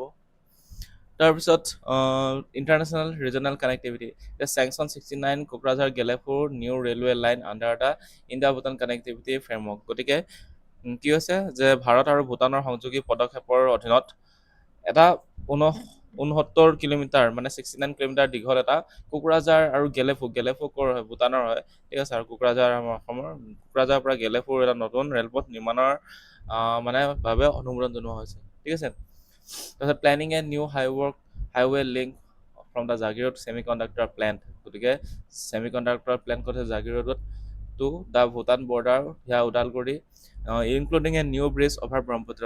তো কৈছে যে জাগিৰোডৰ যোনটো ছেমি কণ্ডাক্টৰ প্ৰকল্প আছে, তাৰ পৰা ভূটানৰ যোনটো বৰ্ডাৰ এৰিয়া আছে সীমান্তলৈ, সীমান্ত যোনটো ওদালগুৰি হৈ কিনে যাব, এটা ঘাইপথ এটা যাব, তাৰ এতিয়ালৈকে সেই প্ৰজেক্টটোৰ এটা ঘাইপথ বনোৱা, যোনটো মানে কি হৈ কিনে যাব, ওদালগুৰি হৈ কিনে যাব জাগিৰোডৰ ছেমি কণ্ডাক্টৰ প্লাণ্টৰ পৰা ভূটানলৈকে। তো তাৰ কাৰণে এটা মানে ৰাস্তা বনোৱা হ'ব, আৰু এটা ব্ৰহ্মপুত্ৰৰ ওপৰত আৰু এখন দলং নিৰ্মাণ কৰা হ'ব এই প্ৰকল্পটোৰ অধীনত। তাৰপিছত নেক্সটটো আমি চাওঁ যে শিলিগুৰি কৰিডৰ চাব টেৰেনিয়ান প্ৰপ'জেল। তো শিলিগুৰি কৰিডৰ যোনটো ৰেলপথ নিৰ্মাণৰ এটা কথা চলি আছে, তো সেইটো হৈছে যে a visionary plan to build a underwater railway tracks along with the 40 kilometre stretch of the Siliguri corridor to secure the 45 Indian চিকেট নেট। গতিকে যোনটো মানে 40 কিলোমিটাৰ যোনটো শিলিগুৰি কৰিডৰ আছে, তাৰ সৈতে মাটিৰ তলেদি এটা মানে ৰেলপথ নিৰ্মাণৰ প্ৰস্তাৱ এটা আগবঢ়োৱা হৈছে, য'ত মানে আমাৰ যোনটো চিকেন নেক হয়, যাৰ জৰিয়তে মানে আমাৰ নৰ্থ ইষ্টখন সংলগ্ন হৈ আছে, উত্তৰ ভাৰতবৰ্ষৰ মেইন ভূমিৰ লগত চিকেন নেকক সুদৃঢ় কৰি যাতে ভাৰতৰ বাকী অংশৰ সৈতে পূৰ্বাঞ্চলক সংযোগ কৰা এটা সুৰক্ষিত পথ সৃষ্টি কৰিব পাৰে তাৰ বাবে এটা কি কৰিব আণ্ডাৰগ্ৰাউণ্ড এটা কৰিডৰ নিৰ্মাণ কৰা হ'ব এটা ঠিক আছে তাৰপিছত হৈ গৈছে কৰিডৰ মানে য'ত অহা যোৱা কৰিব পাৰে এইটো ৰাস্তা বনাব আৰু আণ্ডাৰ ৱাটাৰ এভিয়েশ্যন এক্সপানশ্যন এভিয়েশ্যনৰ ক্ষেত্ৰত কি বিমানৰ ক্ষেত্ৰত বিমান সংযোগ সম্প্ৰসাৰণৰ ক্ষেত্ৰত কি কি আছে তো requested to the Indian government request the government of India to run the feasibility studies of 5 new airports Assam, Nagaon, Difu, Umrangso, Majuli and Manos.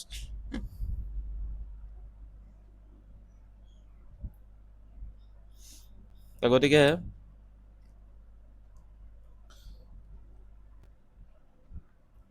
বিমান সংযোগৰ সম্প্ৰসাৰণৰ বাবে অসমৰ নগাঁও, ডিফু, উমৰাংচু আৰু মাজুলী আৰু মানস এই তিনিটা নতুন জেগাত 5টা জেগাত বিমান বন্দৰ স্থাপন কৰিব মানে তাৰ বিমান বন্দৰ স্থাপন কৰিব পাৰিব নেকি তেনেকুৱা ধৰণৰ এটা মানে ছাৰ্ভে কৰিবলৈ কাৰণে তেনেকুৱা এটা যাতে অধ্যয়ন কৰিব পৰা যায় ছাৰ্ভে কৰিব পৰা যায় সেইটো কথাৰ বাবে ভাৰত চৰকাৰক মানে কি কৰা হৈছে ৰিকুৱেষ্ট কৰা হৈছে ঠিক আছে অনুৰোধ জনোৱা হৈছে তাৰপিছত হৈ গ'ল urban public and architecture project তো গতিকে নগৰীয়া আৰু ৰাজহুৱা প্ৰকল্পৰ ক্ষেত্ৰত কি নিউজ আছিলে যে complete the Guwahati north Guwahati bridge Kumar Bhaskar বৰ্মাৰ ব্ৰিজখনৰ কথা কৈছে তাৰপিছত হৈ গ'ল the railway gateway of the Guwahati river passenger terminal a new terminal building the Lokpriya Gopinath Bordoloi international airport and Jyoti Bishnu Antarjatik Kala মন্দিৰ গতিকে নগৰীয়া আৰু ৰাজহুৱা প্ৰকল্পৰ ভিতৰত গুৱাহাটীৰ যোনটো উত্তৰ গুৱাহাটী সেতু আছে যে কুমাৰ ভাস্কৰ বৰ্মা সেতুখন তাৰপিছত গেটৱে অফ গুৱাহাটী নদী যাত্ৰীসকলৰ বাবে এটা টাৰ্মিনেল হয় নদীৰ ফালৰ পৰা আহিলে গুৱাহাটী গেটৱে এখন পাব তাৰপিছত হৈ গ'ল দ্য লোকপ্ৰিয় গোপীনাথ বৰদলৈ আন্তৰ্জাতিক বিমানৰ নতুন টাৰ্মিনেল যোনটো মানে বাঁহেদি বনোৱা হৈছে তো আৰু এটা জ্যোতি বিষ্ণু আন্তৰ্জাতিক কলা মন্দিৰ যাক কোৱা হৈছে কি বুলি যে জ্যোতি বিষ্ণু আন্তৰ্জাতিক কলা মন্দিৰ তো সেইটো নিৰ্মাণ হৈছে তাৰপিছত এতিয়া নেক্সট হৈ গ'ল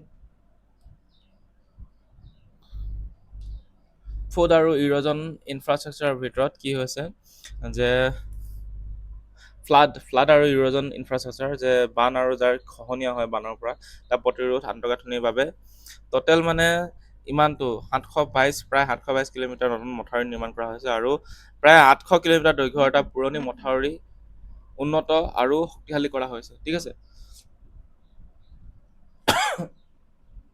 লগতে কি হৈছে আৰু ইয়াৰ লগতে যোনখিনি মানে বানৰ ফলত মথাউৰিবোৰ ভাগি যায় ইয়াৰ ফলত যোনখিনি ভগা মথাউৰিৰ সংখ্যা 2016 চনৰ পৰা 2021 চনলৈকে কি হৈছে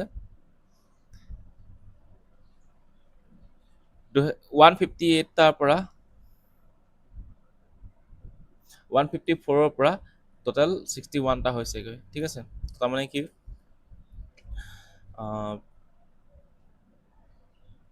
মানে নিউ এম্বেকমেণ্ট মানে বনোৱা হৈছে নতুন যিহেতু মানে মথাউৰি নিৰ্মাণ কৰা হৈছে আৰু বাকী পুৰণি মথাউৰিখিনিক যাতে উন্নত কৰা হৈছে শক্তিশালী কৰি তোলা হৈছে তাৰ বাবে 2021 চনত ডাটা কিমান আছিলে 2016 চনৰ পৰা 21 চনলৈকে 154টা ভাঙিছিলে আৰু 21 চনত টোটেল 60টা ভাঙিছেগে আৰু একদম কম হৈছেগে 2025 চনত কেৱল 3টা মথাউৰিহে ভাঙিছেগে মানে তো সেইটোৱে কথা মানে কমি গৈ আছে মানে মথাউৰি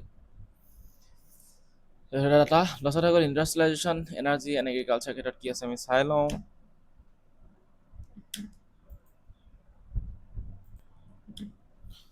Tata Semiconductor plant, a milestone of the 27 crore investment nearing its active commissioning phase this year.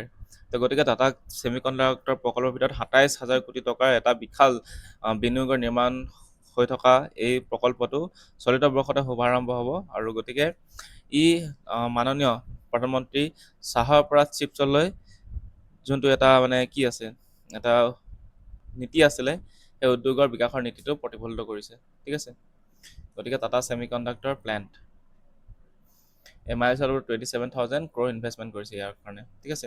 আৰু প্ৰজেক্টটোৰ নাম হৈছে চাই টু চিপছ, ঠিক আছে। অসমক যেতিয়া চাহৰ পৰা চিপছলৈ, মানে চিপছ মানে এইটো খোৱা চিপছ নহয়, এইটো টাটা ছেমিকণ্ডাক্টৰ চিপছ, ঠিক আছে। তো সেইটো, তো তাৰ ডেভেলপমেণ্টৰ ফিলচফিটো সেইটো প্ৰতিফলিত হৈছে। তাৰপিছত হৈ গৈছে যে নামৰূপ ফাৰ্টিলাইজাৰ প্লেণ্ট, তো ছেটিং আপ দ্য, এইটো জাগিৰোড হ'ব, ঠিক আছে, টাটা ছেমি কণ্ডাক্টৰ প্লেণ্টটো। তাৰপিছত Namrup fertiliser plant setting up 12.5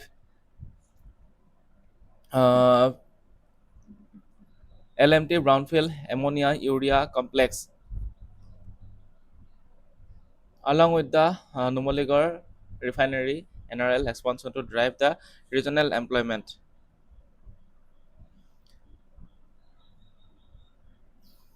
তাৰপিছত মানে হৈছে যে নামৰূপত 12.7 লাখ মেট্ৰিক টন এটা ব্ৰাউনফিল্ড প্ৰজেক্ট, এটা ব্ৰাউনফিল্ড এমনিয়া ইউৰিয়া কমপ্লেক্স, এইটো কি কৰা হ'ব, এইটো নিৰ্মাণ কৰা হ'ব।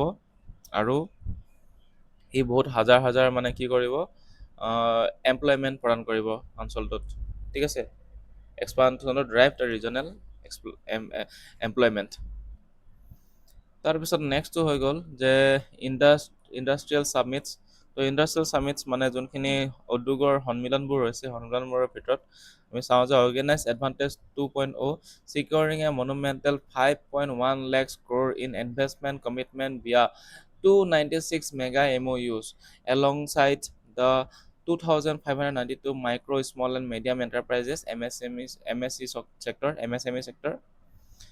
তাৰপিছত MOU valued the 6,774 crore across the various districts. তো কৈছে যে এডভান্টেজ আছাম 2 যোনটো বাণিজ্য সন্মিলন আছিলে তাৰ মাধ্যমেৰে 296খন বৃহৎ বুজাবুজি চুক্তি হৈছে, আৰু তাৰ দ্বাৰা এই যোনখন চুক্তি হৈছে MOU চাইন হৈছে, তাৰ পৰা 5.18 lakhs crore rupees এটা প্ৰতিশ্ৰুতি আহিছে, ইমান টকা মানে ইনভেষ্টমেণ্ট আহিব মানে, ঠিক আছে।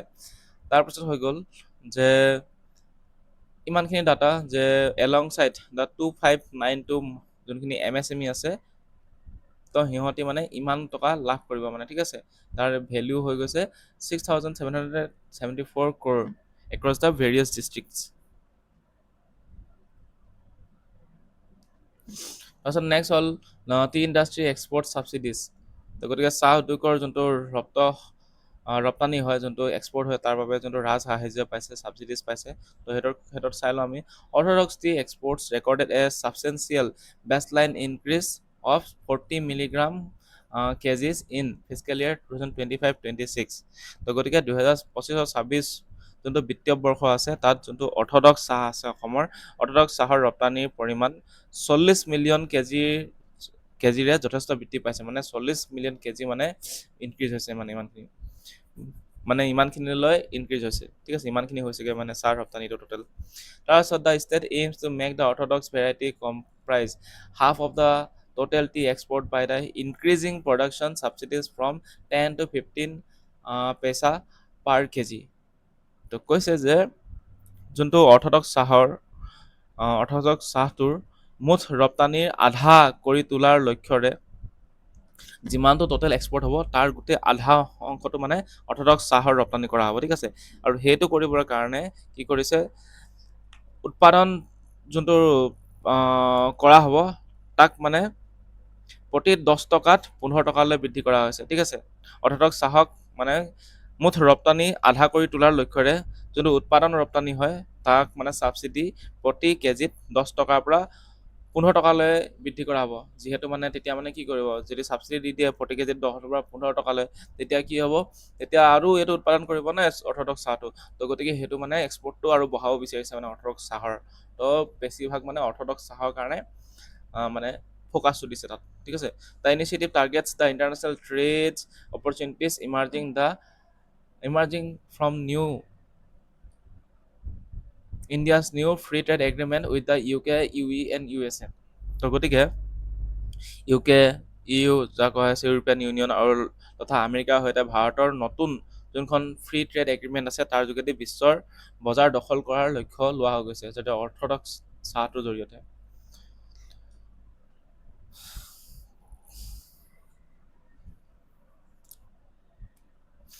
তাৰপিছত agriculture procurement and farmer support PM কিষাণত directly transferred 4,968 crore to 18.87 lakhs farmers in the Assam.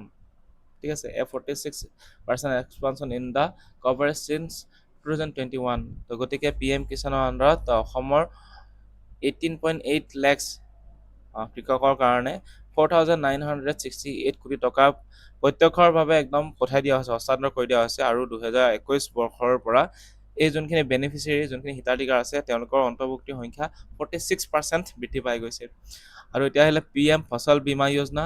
গতিকে PM ফচল বীমা যোজনা আণ্ডাৰত ক্ৰপ ইঞ্চুৰেঞ্চ এনৰলমেণ্ট মোৰ দেন দ্য ডাবল, এইবোৰ চব ডাটা হয়, ঠিক আছে, এইবোৰ ইমান চাব নালাগে। গতিকে the state continues to cap the farmers premium at low' 100 rupees per hectare।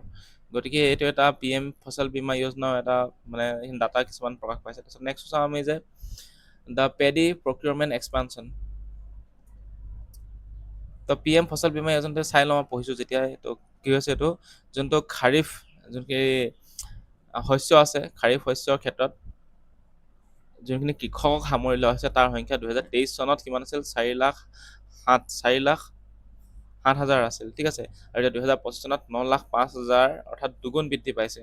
তো এইটো PM ফচল বীমা যোজনাৰ আণ্ডাৰত মানে এতিয়া প্ৰায় 2x বাঢ়িছে মানে, ঠিক আছে। আগতে মানে 4,07,000 বেনিফিচিয়াৰী পাইছিলে, এতিয়া বেনিফিচিয়াৰী কিমান হ'লগৈ, টোটেল খেতিয়ক 9,05,000, সিমানখিনি এই আঁচনিখনৰ অধীনত মানে সুবিধাবোৰ পাইছেগৈ। তো সেইটোৱে কথা। তো the state continues to cap the farmer premium at a low' of 100 rupees per hectare। গতিকে কৃষকসকলে কিমান কিস্তি দিবলগীয়া হৈছে, প্ৰতি হেক্টৰত 100 টকাকৈহে দিবলগীয়া হৈছে মানে। এইটো হৈছে এটা বীমা যোজনা, ঠিক আছে। আৰু সেইটো বীমা যোজনা আণ্ডাৰত টোটেল 9 লাখ টোটেল বেনিফিচিয়াৰী পাইছে, খাৰিফ যোনটো খেতি কৰে। এটা ৰবি ছিজন আছে, এটা খাৰিফ ছিজন আছে। খাৰিফ ছিজনত যোনটো খেতি কৰে সেইখিনি কথা কোৱা হৈছে। তাৰপিছত হৈ গ'ল paddy procurement expansion. Procured 26.1 lakh metric tons of the paddy historically with the cumulative payout of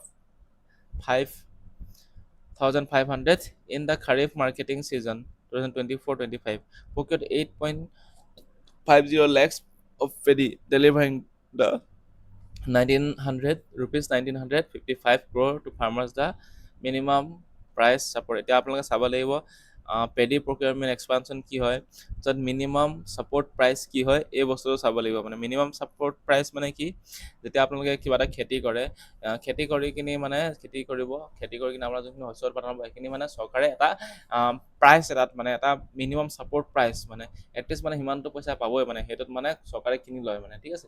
তো সেইটো হৈছে মিনিমাম ছাপোৰ্ট প্ৰাইচ, একদম সহজ ভাষাত ক'বলৈ গ'লে। তো এইখিনি ইকনমিৰ এটা বেছিক পাৰ্ট হয়, এইবোৰ আপোনালোকে চাই ল'ব লাগিব। তো এইখিনি ডাটাই আছে, ডাটা ইমান চাব নালাগে। তাৰপিছত নেক্সট হৈ গ'ল ব্লু ইকনমি। ব্লু ইকনমি মানে কি বুজায়, যোনটো ফিছ প্ৰডাকশ্যনৰ ক্ষেত্ৰত ব্লু ইকনমিটো হয়, ঠিক আছে। So fish production surge by the 80% nearly hitting the record of the 5.29 lakhs metric tonne. গতিকে ব্লু ইকনমি মানে কি হয়, এইটো ফিছ প্ৰডাকশ্যন হয়, ঠিক আছে। আৰু ব্লু ৰিভলিউশ্যনটো কোনে আনিছিলে চাই ল'ব। যে ৰুৰেল ট্ৰান্সফৰমেশ্যন, তো আছাম আদৰ্শ গ্ৰাম যোজনা। এতিয়া আছাম আদৰ্শ যোনটো গ্ৰাম যোজনা আছে, সেই আছাম আদৰ্শ গ্ৰাম যোজনাৰ আণ্ডাৰত যোনটো ৰুৰেল ট্ৰান্সফৰমেশ্যন আছে, তাৰ এটা ডাটা। গতিকে 250খন গাঁৱক আত্মনিৰ্ভৰশীল আৰু আধুনিক আন্তঃগাঁথনি আদৰ্শ গাঁৱলৈ ৰূপান্তৰ কৰাৰ কাৰণে ইমান টকা দিছে, ঠিক আছে। যাতে 256 crore rupees দিছে, যাতে 250খন গাঁৱক কি কৰিব পাৰে, ছেল্ফ ছাষ্টেইনেবল মডেল এণ্টিটিজ আৰু লগতে মডাৰ্ণ ইনফ্ৰাষ্ট্ৰাকচাৰ এটা ডেভেলপমেণ্ট কৰিব পাৰে।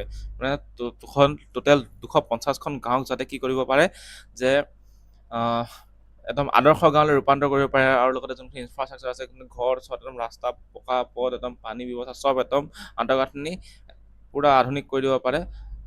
তো সেইটো কাৰণে টোটেল ইমানখিনি টকা খৰচা কৰিছে, ঠিক আছে। এইটো ৰুৰেল ট্ৰান্সফৰমেশ্যন অসম আদৰ্শ গ্ৰাম যোজনা আণ্ডাৰত আহিছে।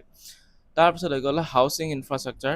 তো হাউচিং ইনফ্ৰাষ্ট্ৰাকচাৰ এটা ডাটা আছে, এইটো চাই লওঁ আমি। যে প্ৰধানমন্ত্ৰীৰ যোনটো আৱাস যোজনা আছে, সেইটো আমি চাব কি হয়, PMAY গ্ৰামীণ, এটা প্ৰধানমন্ত্ৰী আৱাস যোজনা গ্ৰামীণ।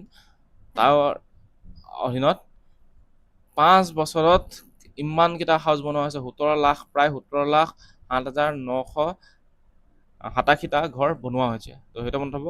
আৰু আণ্ডাৰ PMAY আৰবান, মানে প্ৰধানমন্ত্ৰী আৱাস যোজনা আৰবান, যোনটো মানে নগৰ অঞ্চলত দিয়া হয় এইটো আঁচনি, সেই আঁচনিৰ আণ্ডাৰত কি কৰিছে, অসমে কি কৰিছে, top performing states, north eastern states হিচাপে স্বীকৃতি লাভ কৰিছে, ঠিক আছে। বাছ এইটো চাব, বেলেগ একো চাব নালাগে। ইমান এইবোৰ ডাটা চাব নালাগে, মাথা পগলা হৈ যাব এনেকৈ চাব লাগিলে ইমান। The power Grids matric green capacity এতিয়া হৈ গ'ল যে বিদ্যুৎ সৰবৰাহ আৰু গ্ৰীণ কেপাচিটি মানে গ্ৰীণ সেউজ শক্তিৰ ওপৰত কি কি আছে news. The average supply hours, the supply average 23.8 watt hours in the urban areas and 23.40 hours in the rural। গতিকে যোনটো মানে বিদ্যুৎ যোগান ধৰা হয় সেইটো চহৰ অঞ্চলবোৰত 23.8 আৱাৰ্ছে বিদ্যুৎ পায় বুলি কৈছে, কেৱল মাত্ৰ অলপ মানহে কটা হয়। আৰু চহৰ অঞ্চল গাঁও অঞ্চলবোৰত 23.4 আৱাৰ্ছে মানে গাঁও অঞ্চলত বিদ্যুৎ ছাপ্লাই দিয়া হয়।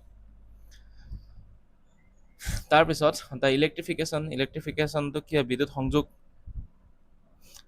ক'ত ক'ত দিয়া হৈছে, setting up to final grids line via RDSS scheme to electrify the remaining 1.30 lakhs houses by the March 2026 এটা ডাটা হয়। এইটো মানে ইলেক্ট্ৰিফিকেশ্যন কি কৰা হয়, বিদ্যুৎ সংযোগ দিয়া হৈছে কোনটো 2026 চনৰ মাৰ্চ মাহৰ ভিতৰত। যোনখিনি বাকী থাকি গৈছে পৰিয়ালখিনি সেইখিনিকো বিদ্যুৎ প্ৰদান কৰিব পাৰে বাবে পদক্ষেপ লোৱা হৈছে। ঠিক আছে, তাৰপিছত গ্ৰীণ পাৱাৰ এডিশ্যনটো কি হয়, গ্ৰীণ পাৱাৰ এডিশ্যনৰ আণ্ডাৰত মানে যোৱা 5 বছৰত 1000 মেগাৱাট সেউজ শক্তি যাতে ক্ষমতা উৎপাদন কৰিব পাৰে, সেউজ শক্তি যাতে উৎপাদন কৰিব পাৰে তাৰ ক্ষমতা সংযোজন কৰা হৈছে। ঠিক আছে, গ্ৰীণ পাৱাৰ। তাৰপিছত ফিউচাৰ পাৱাৰ প্ৰজেক্ট, এতিয়া ফিউচাৰত কি কি পাৱাৰ প্ৰজেক্ট হ'ব আমাৰ সেইটো চাই লওঁ আমি।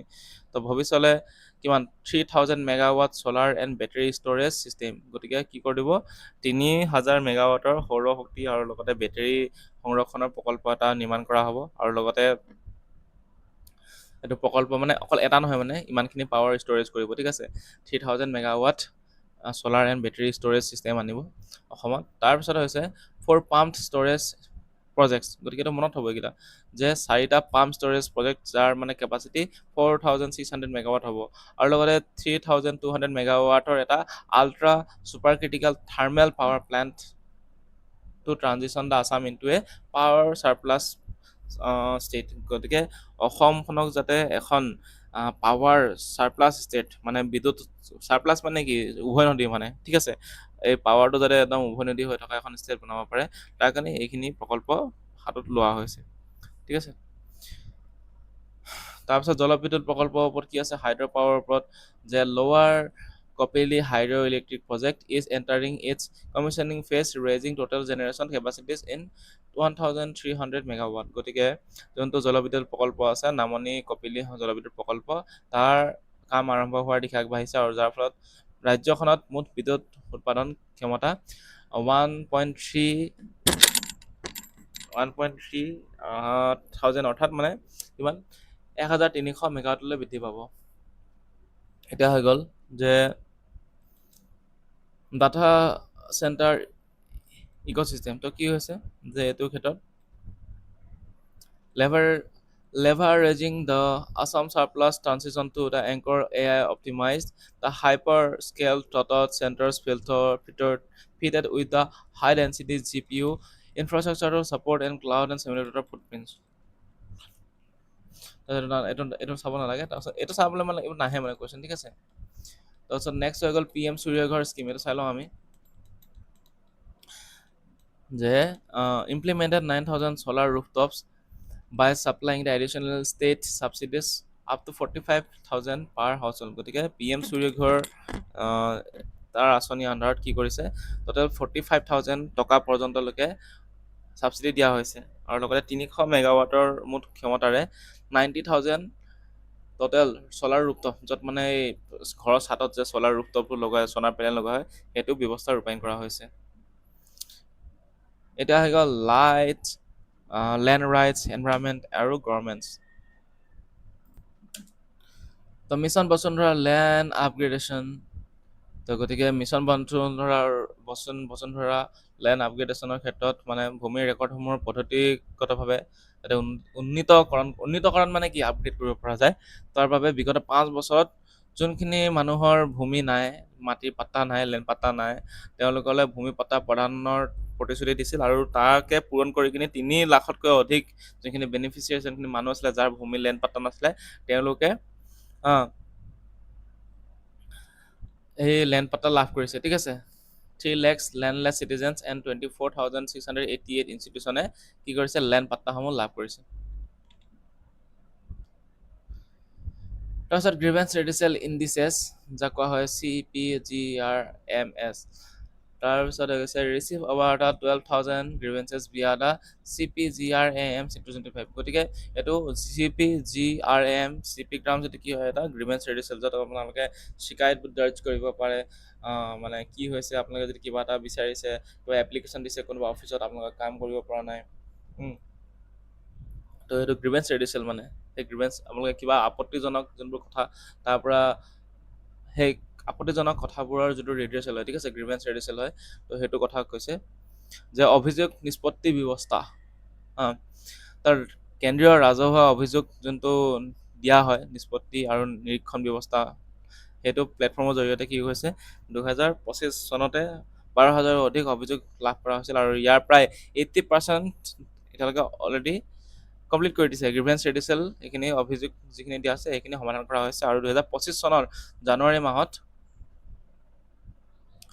2025 চনৰ জানুৱাৰী মাহলৈকে অসমে কিমান ৰেংক পাইছে 4th ৰেংক পাইছে nation wide in total grievance redressal disposal volume. যোনখিনি আপত্তিজনক মানে আপত্তি জনোৱা হয় মানে পাব্লিকৰ দ্বাৰা যিকোনো ধৰণৰ অফিচত, ঠিক আছে, কমিশ্যনত। তো গতিকে সেই ক্ষেত্ৰত ইমপ্লিমেণ্ট কৰাৰ ক্ষেত্ৰত সেইখিনি যাতে শুদ্ধভাৱে ভালদৰে সমাধান কৰি দিব পাৰে তাৰ ক্ষেত্ৰত অসমে 4 নম্বৰ ৰেংক পাইছে নেশ্যন ৱাইড আৰু চিকিউৰিং 68 চিটিজেন ছেটিছফেকশ্যন ৰেট আৰু 68% মানে চিটিজেনৰ ছেটিছফেকশ্যন লাভ কৰিছে। এডমিনিষ্ট্ৰেটিভ ডিচেণ্ট্ৰেলাইজেশ্যন ইনিচিয়েটিভ এতিয়া যোনটো প্ৰশাসনিক বিকেন্দ্ৰীকৰণ যাক কোৱা হয় যে ডিচেণ্ট্ৰেলাইজ কৰি দিয়া হয়। তো elevated Dibrugarh Assam is second capital. তো ডিব্ৰুগড় আমাৰ অসমৰ ছেকেণ্ড কেপিটেল বনোৱা হৈছে। মিনি ছেক্ৰেটেৰিয়েট এটা বনোৱা হৈছে শিলচৰত। তাৰপিছত ডিষ্ট্ৰিক্ট বনোৱা হৈছে, ঠিক আছে, মানে ডিষ্ট্ৰিক্টসমূহত ডিষ্ট্ৰিক্ট হিচাপে ভাগ কৰি দিয়া হৈছে। তাৰপিছত হৈ গৈছে executed milestone boundary delimitation of the local panchayat to from the balance unit across the gaon anchalik and জিলা পৰিষদ আৰু লগতে প্ৰতিখন গাঁও আঞ্চলিক আৰু জিলা পৰিষদৰ উন্নয়নৰ ভাৰসাম্যতা যাতে বজাই ৰাখিব পাৰে আৰু সুনিশ্চিত কৰিব পাৰে তাৰ বাবে পঞ্চায়তসমূহৰ ডিলিমিটেশ্যন কৰি দিয়া হৈছে। মানে যোনখিনি সীমা সেইখিনি বেলেগ বেলেগ চেঞ্জ কৰি দিয়া হৈছে, ঠিক আছে, সম্প্ৰসাৰণ কৰি দিয়া হৈছে, সীমা নিৰ্ধাৰণ কৰা হৈছে নতুনকৈ ডিলিমিটেশ্যন। ৱাইল্ড লাইফ আৰু বায়'ডাইভাৰ্চিটি কনজাৰ্ভেশ্যনৰ ক্ষেত্ৰত কি পদক্ষেপ লোৱা হৈছে যে rhino poaching figures paused close to absolute zero due to the rigorous forest guard law enforcement। মানে কঠোৰ নিয়ম বলবৎ কৰাৰ বাবে আৰু যোনসকল বনৰক্ষী আছে বনৰক্ষীসকলৰ যি সাহস কাৰেজ তাৰ বাবে যি গড়ৰ চিকাৰ কৰা হয়, চোৰাং চিকাৰীসকলে যি গড়ৰ চিকাৰ কৰা হয় সেইটো মানে বৰ্তমান 0 হৈ গৈছে, ঠিক আছে। এতিয়া মানে গড় চিকাৰ তেনেকৈ হোৱা নাই আগৰ নিচিনা। তাৰপিছত গজমিত্ৰ স্কিমটো কি হয় the deploying the AI enable camera traps to mitigate the human elephant conflicts. গতিকে মানুহ আৰু হাতীৰ যোনটো মানে পৰস্পৰ উভয়ৰ মাজত এটা সংঘৰ্ষ হয় তাৰ সুৰক্ষাৰ বাবে আৰু লগতে কৃত্ৰিম তাৰ বাবে যোনটো AI এনাবল মানে কি AI মানে হৈছে আৰ্টিফিচিয়েল ইণ্টেলিজেঞ্চ যাক কোৱা হৈছে কৃত্ৰিম বুদ্ধিমত্তা আৰু সেই এনেকুৱা কৃত্ৰিম বুদ্ধিমত্তা থকা অৰ্থাৎ AI এনেবল কেমেৰা স্থাপনৰ ব্যৱস্থা কৰা হৈছে, ঠিক আছে, গজমিত্ৰ স্কিমৰ আণ্ডাৰত। তাৰপিছত এক্স গ্ৰেটিয়া ৰিভিজনছ এইটো কি বস্তু হয়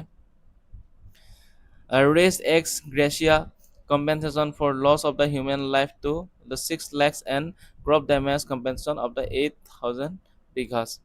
গতিকে কোনো লোকে প্ৰাণ হেৰুৱাৰ ক্ষেত্ৰত এককালীন সাহায্যৰ পৰিমাণ 6 লাখ টকালৈ বৃদ্ধি কৰা হৈছে আৰু শস্য ক্ষতিৰ ক্ষেত্ৰত প্ৰতি বিঘা ভূমিৰ বিপৰীতে 7,500 টকাৰ পৰা 8,000 টকালৈ বৃদ্ধি কৰা হৈছে, যাতে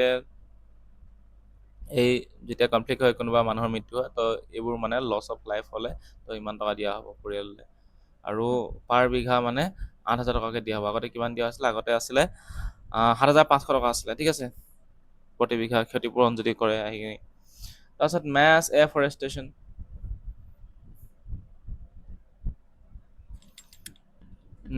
এফৰেষ্টেশ্যন অমৃত বৃক্ষ আন্দোলন।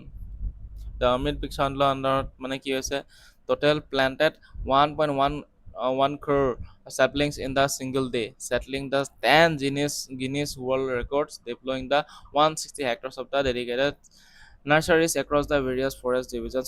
গতিকে অমৃত বৃক্ষ আন্দোলনৰ আণ্ডাৰত টোটেল কিমান গছ ৰোৱা হৈছে যে 1,61,00,000 11 লাখ গছপুলি ৰোপণ কৰা হৈছে আৰু সেই ৰোপণ কৰি কিনে 10টা গিনেছ ৱৰ্ল্ড ৰেকৰ্ড কৰিবলৈ সক্ষম হৈছে অসমে।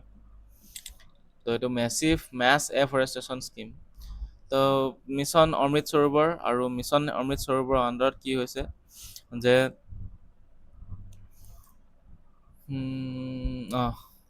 Mission Amrit Sarovar excavated 2960 water conservation bodies against initial phase target of the 2625 bodies, financed with the total investment of the approx 662 crore. The state is now launching the Amrit Sarovar 2. এতিয়া অমৃত সৰোবৰ 2 সেইটো স্কিমটো সেইটো কথা কোৱা হৈছে, এটা চাই ল'ব এতিয়া, ঠিক আছে। গতিকে যোনটো মিছন অমৃত সৰোবৰ আছিলে, আছাম মডেল আছিলে, তাৰ টোটেল 2625 মানে 2625টা সৰোবৰ বিপৰীতে অসমত 2963টা সৰোবৰ খন্দা হৈ গৈছিল, ঠিক আছে, অমৃত সৰোবৰৰ আণ্ডাৰত। এতিয়া তাৰ বাবে কিমান টকা খৰচা হৈছে এইটো দিয়া আছে, 662 ৰুপিজ খৰচা হ'ল, আৰু এতিয়া বৰ্তমান নেক্সট লঞ্চ কৰা হ'ব অমৃত সৰোবৰ 2.0। গতিকে এইটো আণ্ডাৰত এই সৰোবৰবোৰ খন্দা হৈছে, পুখুৰীবোৰ, ঠিক আছে, মীন পালন বঢ়াব। তাৰপিছত ইজ অফ ডুইং বিজনেছ ৰিডিক্ৰিমিনেলাইজেশ্যন। তো ইজ অফ ডুইং বিজনেছ তাৰ ক্ষেত্ৰত কি আছে এইটো চাই লওঁ আমি। দ্য এমেণ্ডেড 50 ছেপাৰেট ল to the decriminalized minor offenses and replace the imprisonment option with the simple compliance penalties। তো গতিকে অসমৰ যোনটো এখন বিধেয়ক আছে, বিধেয়কখনৰ নাম হৈছে আছাম জন বিশ্বাস বিল, ঠিক আছে। এই যোনখন অসম জনবিশ্বাস বিধেয়ক আছিল 2025, তাৰ আণ্ডাৰত টোটেল 16খন আইনক ধৰি প্ৰায় 50খন আইনৰ সংশোধন ঘটোৱা হৈছে, আৰু এই সংশোধন ঘটাই কিনে যোনখিনি সৰু সৰু অপৰাধৰ বাবে কিছুমান কাৰাদণ্ড বিহা হৈছিল, সেই কাৰাদণ্ডখিনি পৰিৱৰ্তে এতিয়া জৰিমনা দিয়া হ'ব, মানে ফাইন লোৱা হ'ব, ঠিক আছে। আৰু যোনখিনি দণ্ড আৰোপ কৰা যোনটো ব্যৱস্থা আছিল আগতে, যে একদম পুৰা কাৰাদণ্ড দি দিয়ে, এতিয়া কাৰাদণ্ড দিয়া নহ'ব, সৰু সৰু মাইনৰ কিছুমান মানে ভুলৰ কাৰণে আগতে জেল দিয়া হ'ব, জেল নিদি কিনে এতিয়া তাৰ বদলি ফাইন লোৱা হ'ব। তো সেইটো মানে এতিয়া এমেণ্ডমেণ্ট কৰা হৈছে, সংশোধন কৰি দিয়া হৈছে, কাৰ আণ্ডাৰত, দ্য আছাম জন বিশ্বাস বিল 2025ৰ আণ্ডাৰত, বাছ এইটো মনত থাকিবলগীয়া কথা। নেক্সট হ'ল culture heritage and legislative reforms. And this is our last part, the culture, heritage and legislative reforms. এটা সংস্কৃতি ঐতিহ্য আৰু আইনী সংস্কাৰৰ ক্ষেত্ৰত কি কি আহিছে। প্ৰথমটো হৈ গ'ল Assam prohibition of the polygamy act 2025, এইটো আহিলে, পাষ্ট হৈ গ'ল, যেতিয়া মানে দুখন বহু বিবাহ কৰিব নোৱাৰিব আৰু, ঠিক আছে। ঘৰৰ ভিতৰত যোনখিনি ন্যায় প্ৰদান আছে, decisive legal reform aim safeguarding the domestic justice and women rights, যাতে ডমেষ্টিক জাষ্টিছ আৰু দিব পাৰে, যাতে উমেন ৰাইটছ দিব পাৰে, তেতিয়াহ'লে সেইটো কাৰণে অসমৰ বহুবিবাহ প্ৰতিৰোধ আইনখন এখন পাছ হৈছে 2025। তাৰপিছত Assam Satra preservation and development commission বিল 2025। গতিকে অসমৰ সত্ৰসমূহ সংৰক্ষণ আৰু উন্নয়নৰ বাবে এখন বিধেয়ক অনা হৈছিল 2025 চনত। সেই 2025 চনত যোনখন নৱেম্বৰ মাহত অসম বিধানসভাত এই বিধেয়কখন গৃহীত কৰা হৈছে, ঠিক আছে, নৱেম্বৰ মাহতে এখন মানে আনিছে, ঠিক আছে, পাছ কৰা হৈছে, formally pass by the legislative assembly in the November 2025। আৰু evicted illegal encroachment from the thousand of bighas of Satra land, যোনখিনি সত্ৰৰ লেণ্ড আছিলে, বহুত থাউজেণ্ড বিঘা আছিলে, তো সেইখিনি কি কৰা হয়, বেদখলকাৰীসকলৰ পৰা মুক্ত কৰা হৈ গৈছে এই Assam Satra preservation and development commission এখনৰ আণ্ডাৰত। তাৰপিছত কৈছে Assam fixation of ceiling land holding amendment act 2025। তো গতিকে এই যোনখন ঐতিহাসিক সংশোধনী আইন আছে, যোনখন এমেণ্ডমেণ্ট এক্ট আছে, সেইখন এমেণ্ডমেণ্ট এক্ট হয়, এখন অলৰেডি এক্ট আছে, সেইখিনি যেতিয়া সংশোধনী কৰা হয় সেইটোক এমেণ্ডমেণ্ট বুলি কোৱা হয়, এমেণ্ডমেণ্ট এক্ট বুলি কোৱা হয়, ঠিক আছে। গতিকে Assam fixation ceiling of land holdings act 2025। গতিকে historic structural reform passed to grant permanent land titles patta to over 3.5 lakhs families living across the more than 8,000 tea states। আৰু the structural changes makes a tea garden labour families formally eligible to PMAY Gramin housing benefits. গতিকে কি হৈছে, যোনখন এখন ঐতিহাসিক সংশোধনী আইন হয়, আৰু এই আইনৰ জৰিয়তে অসমৰ টোটেল 800খনতকৈ অধিক চাহ বাগানত 3.5 lakhs পৰিয়ালক স্থায়ী ভূমি অধিকাৰ, যাক কোৱা হৈছে ভূমি পট্টা, ঠিক আছে, পাৰ্মানেণ্ট লেণ্ড পট্টা, লেণ্ড টাইটেলছ দিয়া হৈছে। তো গতিকে এইটো এটা ডাঙৰ পদক্ষেপ। আৰু লগতে চাহ বাগিচাৰ যোনসকল শ্ৰমিকসকল আছে, শ্ৰমিকসকলে এতিয়া প্ৰধানমন্ত্ৰী আৱাস যোজনা যোনটো গ্ৰামীণ তাৰ অধীনত গৃহ লাভ কৰাৰ বাবে বিবেচিত হ'ব। ঠিক আছে। তাৰপিছত আছাম একৰ্ড ৰেকমেণ্ডেশ্যন।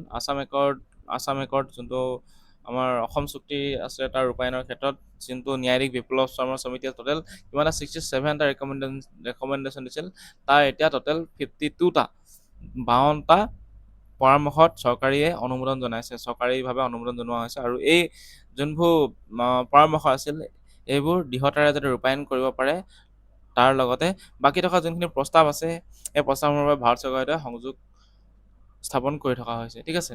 টোটেল এতিয়া 67টা ৰেকমেণ্ডেশ্যনৰ ভিতৰত এতিয়া 52টা একদম চৰকাৰীভাৱে ৰেকমেণ্ড পাই গৈছে। ঠিক আছে,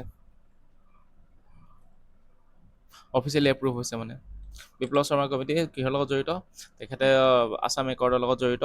আছাম একৰ্ড মানে কি, তেওঁলোকক এটা কমিটি আছিল বহাইছিল। ঠিক আছে, আছাম একৰ্ডৰ যোনখিনি দাবী আছিল সেইখিনি ৰূপায়ণ কৰিবৰ বাবে এখন কমিটি বহাইছিল। তেওঁলোকে টোটেল 67টা ৰেকমেণ্ডেশ্যন দিছিল, তাৰ ভিতৰত 52টা, মনত থ'ব এইটো বহুত ইম্পৰ্টেণ্ট ডাটা হয় হা, এইটো চবতে দৰকাৰ হ'ব। গতিকে 52টা ডাটা এতিয়ালৈকে তেওঁলোকে অফিচিয়েলি এপ্ৰুভ কৰিছে আছাম চৰকাৰে। আৰু বাকীখিনিৰ কাৰণে ভাৰত চৰকাৰৰ লগত কথা বতৰা পাতি থকা হৈছে।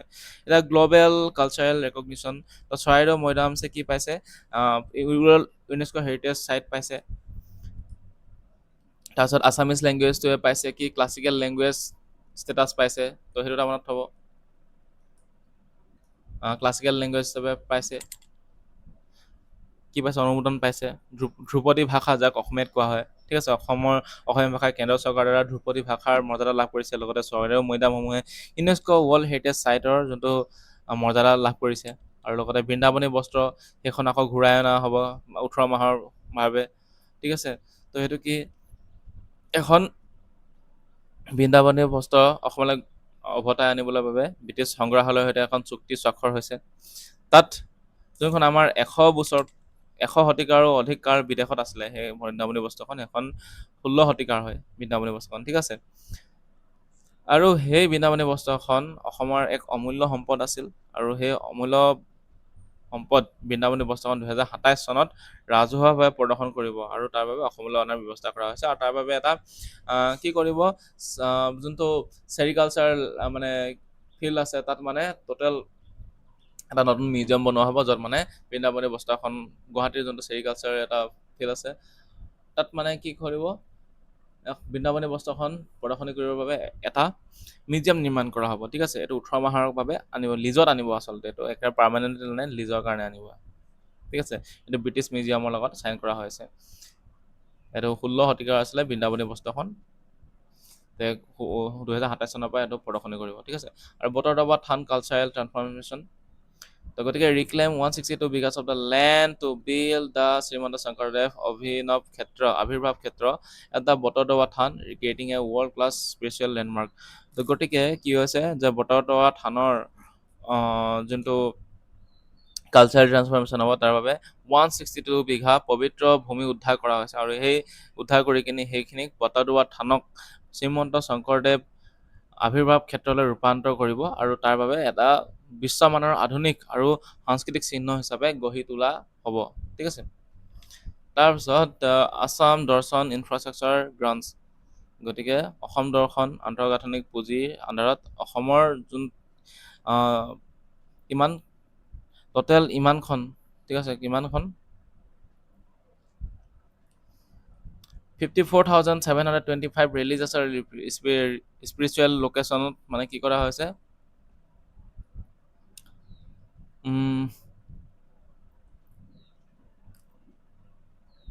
অত্যাধুনিক আৰু সাংস্কৃতিক অনুষ্ঠানসমূহ সুৰক্ষা আৰু প্ৰসাৰৰ বাবে এই যোনখন 54,725খন ধৰ্মীয় অনুষ্ঠানলৈ কিমান কোটি টকা দিয়া আছে, 1,132.93 কোটি টকা মুকলি কৰি দিয়া আছে ইমানখিনি ৰিলিজিয়াছ এণ্ড স্পিৰিচুৱেল লোকেশ্যনলৈ। বহুত পইচা দিছে দেই। তাৰপিছত হৈ গৈছে মাছ কালচাৰেল ইভেণ্টছ ৰেকৰ্ডছ এতিয়া মাছ কালচাৰেল ইভেণ্টছ ৰেকৰ্ড কি হ'ল, আমি গম পাইছোঁ চবে, বিহু ডান্স এটা পাৰফৰ্ম হৈছিল যোনটোৱে ৱৰ্ল্ড ৰেকৰ্ড কৰিছিল। তো organise Guinness world record Bihu dance performance featuring the 11,369 concurrent performers, গতিকে ইমানগৰাকী পাৰফৰ্মাৰ পাৰফৰ্ম কৰিছিলে, এটা ৱৰ্ল্ড ৰেকৰ্ড কৰিছিলে। তাৰপিছত হৈ গৈছিল এটা মেগা ঝুমুৰ ডেন্সো হ'ল, য'ত 8,000 আৰ্টিষ্টে পাৰ্টিচিপেট কৰিছিলে। তাৰপিছত লগতে বাগৰুম্বা ডেন্স হ'ল, পাৰফৰ্ম হ'ল, ক'ত 10,000 বড়ো আৰ্টিষ্টে পাৰফৰ্ম কৰিছিলে সৰস্বতীত। তো এইখিনি বস্তু হৈ গৈছে মানে, ঠিক আছে। তাৰপিছত rewards participants and training instructors with direct cash award of 25,000 to 50,000 respectively. গতিকে প্ৰথমতে হ'ল 11,369 শিল্পীৰ দ্বাৰা বিহু নৃত্য প্ৰদৰ্শন, এইটো গ্ৰিনিছ ৱৰ্ল্ড ৰেকৰ্ড বনালে। তাৰপাছত হৈ গৈছিলে যে 8,000তকৈ অধিক শিল্পীৰ এটা মেগা ঝুমুৰ নৃত্য প্ৰদৰ্শন হ'ল। তাৰপাছত 10,000তকৈ অধিক বড়ো শিল্পীয়ে ঐতিহাসিক বাগৰুম্বা দহৌ সেইটো মানে ডেন্স পাৰফৰ্ম কৰিলে, ঠিক আছে। বাগৰুম্বা ডেন্স পাৰফৰ্ম কৰিলে সৰুসজাই ষ্টেডিয়ামত। তো সেইটো এটা গিনিছ ৱৰ্ল্ড ৰেকৰ্ড হয়। আৰু ইহঁতক মানে যোনবিলাক পাৰফৰ্ম কৰিছিলে তেওঁলোকক মানে 25,000 টকাৰ পৰা 50,000 টকালৈকে পুৰস্কৃত কৰা হৈছিল, ঠিক আছে, পাৰ পাৰ্চনক। তাৰপিছত হিষ্টৰিক মেমৰিয়েল চাইটছ। তো হিষ্টৰিক মেমৰিয়েল চাইটছটো কি কি আছে চাই লওঁ আমি, যে যোনখিনি memorial sites, the constructing the Shaheed Smarak Kshetra and the Lachit Maidam memorial to honour the state heritage. গতিকে অসমৰ যোনটো বীৰত্বপূৰ্ণ ঐতিহ্য যে আমি প্ৰাউড ফিল কৰিব লাগে, তাক সন্মান জনাই কিনি শ্বহীদ স্মাৰক ক্ষেত্ৰ নিৰ্মাণ কৰিছে, আৰু লগতে লাচিত মৈদামৰ স্মাৰক নিৰ্মাণ কাৰ্য চলাই থকা হৈছে। Celebrated the 100th birth anniversary of the Kanaklata Barua and 400th birth anniversary of the Lachit Borphukan. গতিকে কিখনে নিৰ্মাণ কৰা হৈছে যাতে কনকলতা বৰুৱাৰ যোনটো জন্ম শতবাৰ্ষিকী পালন কৰিব পাৰে, আৰু লগতে লাচিত বৰফুকনৰ 400 সংখ্যক জন্ম জয়ন্তী উদযাপন কৰিব পাৰে, তাৰ বাবে এইখিনি নিৰ্মাণ কৰা হৈছে। কি কৰা হৈছে? দ্য শ্বহীদ স্মাৰক ক্ষেত্ৰ আৰু দ্য লাচিত মৈদাম মেমৰিয়েল, ঠিক আছে। তাৰপিছত sign an MOU, memorandum of understanding with the Prasar Bharati to create the broadcast of the 52 episode television serials documenting the life of the Lachit Borphukan. গতিকে লাচিত বৰফুকনৰ জীৱন আৰু তাৰ যোনটো বীৰত্ব আছিল তেখেতৰ, তাৰ গাথাক সামৰি কিনি টোটেল 52টা এপিচডৰ সৈতে দূৰদৰ্শনৰ ধাৰাবাহিক এখন যাতে দেখাব পাৰে, তাৰ বাবে প্ৰচাৰ ভাৰতীৰ সৈতে এটা বুজাবুজি স্বাক্ষৰ চুক্তি সম্পন্ন হৈছে। মানে 52টা এপিচড সম্পন্ন এটা টেলিভিছন চিৰিয়েল দেখুওৱা হ'ব লাচিত বৰফুকনৰ লাইফৰ ওপৰত, ঠিক আছে, তেওঁৰ বীৰত্বৰ ওপৰত। তাৰপিছত হৈ গ'ল the organise A year long চেণ্টেনিয়েল celebration of the Bharat Ratna doctor Bhupen Hazarika. গতিকে ভাৰতৰত্ন ডক্টৰ ভূপেন হাজৰিকাৰ জন্ম শতবাৰ্ষিকী বৰ্ষজোৰা কাৰ্যসূচী ৰূপায়ণ হৈছিল। আৰু লগতে ক্লাছত আহিলে অসম সাংস্কৃতিক মহাসংগ্ৰাম। তো কি হয়, ৰাজ্যত এটা বৃহৎ মানে বহুত ডাঙৰ এটা সাংস্কৃতিক প্ৰতিভাৰ প্ৰকাশৰ বাবে এই যোনটো ঐতিহাসিক পদক্ষেপ সেইটো লোৱা হৈছিল, ঠিক আছে। আৰু 10 লাখতকৈ অধিক পঞ্জীয়ন হৈছিল, যোনটো কোৱা হৈছিল আছাম সাংস্কৃতিক মহাসংগ্ৰাম। তাৰপিছত আছে কানেক্ট টুৰিজিম পলিচি। তো গতিকে introduce the first policy of its kind in India unlocking the concert economy to the Assam on the global lifestyle travel map. এতিয়া কনচাৰ্ট ইকনমিৰ কথা শুনিছে, অলপতে পষ্ট মেলনি আহিছিলে, এতিয়া কি আহিব? পষ্ট মেলনি আহিছিলে, এতিয়া আহিব নেক্সট কোন? Guns and roses. তো এইটো মুখ্যমন্ত্ৰীয়ে এনাউন্স কৰিছে ইতিমধ্যে। তো গতিকে সেইটো এটা কি কনচাৰ্ট ইকনমি। তো তাৰ বাবে কি হৈছে যে অসমক এখন যাতে কনচাৰ্ট টুৰিজিম পলিচি যাতে এখন কনচাৰ্ট ইকনমি হিচাপে গঢ়ি তুলিব পাৰে, ডাঙৰ ডাঙৰ কনচাৰ্টবোৰ যাতে অসমত আহে, তাৰ বাবে এইটো পদক্ষেপ লোৱা হৈছে ভাৰত চৰকাৰ, মানে অসম চৰকাৰৰ ফালৰ পৰা। এইটো ভাল পদক্ষেপ এটা। গতিকে দেশৰ ভিতৰত প্ৰথমবাৰৰ বাবে এই অসমত এই যোনটো অগ্ৰগামী নীতি সেইটো অধীনত কনচাৰ্ট অৰ্থনীতিৰ যোনটো পথ সেইটো মুকলি কৰিবৰ বাবে অসমক যাতে বিশ্বৰ এখন মানচিত্ৰৰ আগত, মানে বিশ্বৰ ৱৰ্ল্ড মেপৰ আগত, যাতে বিশ্বৰ সকলো দেশৰ আগত যাতে স্থান দিব পাৰে, তাৰ বাবে প্ৰয়াস কৰা হৈছে। তো ইতিমধ্যে কোন আহিছিল? পষ্ট মেলন আহিছিল। আৰু নেক্সট এতিয়া কোন আহিব? এতিয়া গানছ এণ্ড ৰ'জেছ। এইটো নৱেম্বৰ, মেবি নৱেম্বৰত হ'ব, আহিব। I am not remembering the exact date, but next মানে গানছ এণ্ড ৰ'জেছ আহিব। ইতিমধ্যে CM অসমৰ চিফ মিনিষ্টাৰে এইটো এনাউন্স কৰিছে। So that is good initiative, such a good initiative taken by the government of Assam. তাৰপিছত হৈ গ'ল next the employee support schemes. আৰু যোনখিনি মানে ভাল স্কিম আছে সেইখিনিক সদায় এপ্ৰিচিয়েট কৰিব লাগিব। এমপ্লয়ী ছাপৰ্ট স্কিমত যোনখিনি কৰ্মচাৰী কল্যাণমূলক আঁচনি আছে তাৰ ক্ষেত্ৰত আপোন ঘৰৰ বাবে কৰ্মচাৰীসকলক কি দিয়া হ'ব, ছাবচিডিজ দিয়া হ'ব, ঠিক আছে। তো সেইখিনি মানে চৰকাৰী যোনখিনি কাম কৰি আছে, যোনখিনি চৰকাৰী চাকৰি আছে তেওঁলোকৰ বাবে কি কি মানে স্কিম হ'ব, গোটেইখিনি স্কিম চৰকাৰী চাকৰিয়ালবোৰৰ, ঠিক আছে। গতিকে আপোন ঘৰৰ আণ্ডাৰত তেওঁলোকে হোম লোনছ পাব, বাছ সেইটোৱে, আৰু বেলেগ একো চাব নালাগে। আপোন বাহনৰ ক্ষেত্ৰত চৰকাৰী যোনখিনি কৰ্মচাৰী তেওঁলোকে লোন পাব, হেল্প পাব, ঠিক আছে। আহ, বাহন চাৰিচকীয়া ভেহিকলছ কিনিবলৈ, নহ'লে যিকোনো সকল ভেহিকলছ কিনিবলৈ এইটো আপোন বাহন। তাৰপিছত আয়ুষ্মান অসম মুখ্যমন্ত্ৰী লোকসেৱক আৰোগ্য যোজনা, মানে যাক কোৱা হয় আয়ুষ্মান অসম, MMLSAY, ঠিক আছে। MMLSAY তাৰ আণ্ডাৰত কেছলেছ মেডিকেল বেনিফিটছ লাভ কৰিব, কিন্তু তাৰ বাবেতো পইচা কাটি থকা হয় মানে মান্থলি, ঠিক আছে। মানে প্ৰিমিয়ামটো দিব লগা হয়, কিন্তু মানে সেইটো প্ৰিমিয়াম দিলে কি হ'ব যে কেছলেছ মেডিকেল বেনিফিটছ লাভ কৰিব, ঠিক আছে। এইটো ষ্টেট এমপ্লয়িজখিনি, পেঞ্চনাৰ্ছ আৰু ডিপেণ্ডেণ্টছ গোটেইখিনিয়ে লাভ কৰিব এইখিনি। তাৰপিছত ইউনিফাইড পেঞ্চন স্কিম, এটা UPS অনা হৈছে, যোনটো মিক্সিং হয় OPS এণ্ড NPSৰ, ঠিক আছে। ইন্ট্ৰডিউচ এ অফাৰ এজিঅ'ৰ্ড predictable retirement criteria for a state government personnels. আগতে আছিলে NPS, আগতে আছিলে OPS, নতুনকৈ আহিলে NPS, এতিয়া আৰু এটা চিষ্টেম আছে, এইটো আছে UPS, unified payment system, unified payment pension system scheme, চৰি। তাৰপিছত হৈ গ'ল এইথ পে কমিশ্যন। এতিয়া এইথ পে কমিশ্যন, এতিয়া দৰমহা বাঢ়িব এইথ পে কমিশ্যন আহিলে চৰকাৰী কৰ্মচাৰীসকলৰ। গতিকে formally constituted a state commission for the evaluating the upcoming salary restructuring the matrix for all state government employees. গতিকে অষ্টম দৰমহা আয়োগ ৰাজ্য চৰকাৰৰ কৰ্মচাৰীসকলৰ দৰমহা গাঁথনি পুনৰীক্ষণ কৰিবৰ বাবে অষ্টম দৰমহা আয়োগ গঠন কৰা হৈছে। তো এইখিনি আছিল গোটেইখিনি কিহৰ,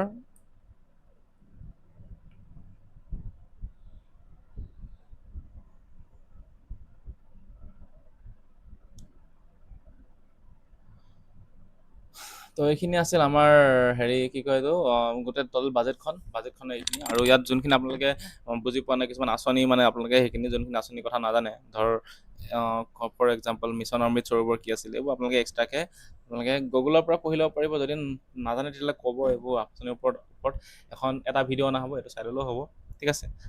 গতিকে এইখনে আছিল থুলমূলকৈ গোটেই আমাৰ বাজেটখন। থুলমূলকৈ নহয়, আচলতে যোনখিনি ইয়াৰ আমি চ'ৰ্চটো ক'ব লাগিছোঁ, যোনটো আমাৰ অজন্তা নেওগে যোনটো ভাষণ দিছিল, বাজেট স্পীচ দিছিল, তাৰ পৰাই আমি এইটো আনিছোঁ মানে।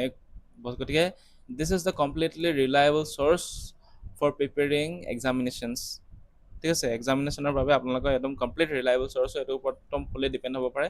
ক'ৰ পৰা মানে এনেকুৱা নহয় যে কপি মাৰিছোঁ, আমি যোনখন স্পীচ দিছে তাৰ পৰাই এইখিনি ৰেফাৰেঞ্চ হিচাপে লোৱা হৈছে। আৰু নিৰ্মাণৰ অজন্তা নেওগে যোনখিনি বাজেট স্পীচ দিছিলে তাৰ পৰাই এই বস্তুখিনি নোটছখিনি নিৰ্মাণ কৰা হৈছে, প্ৰস্তুত কৰা হৈছে।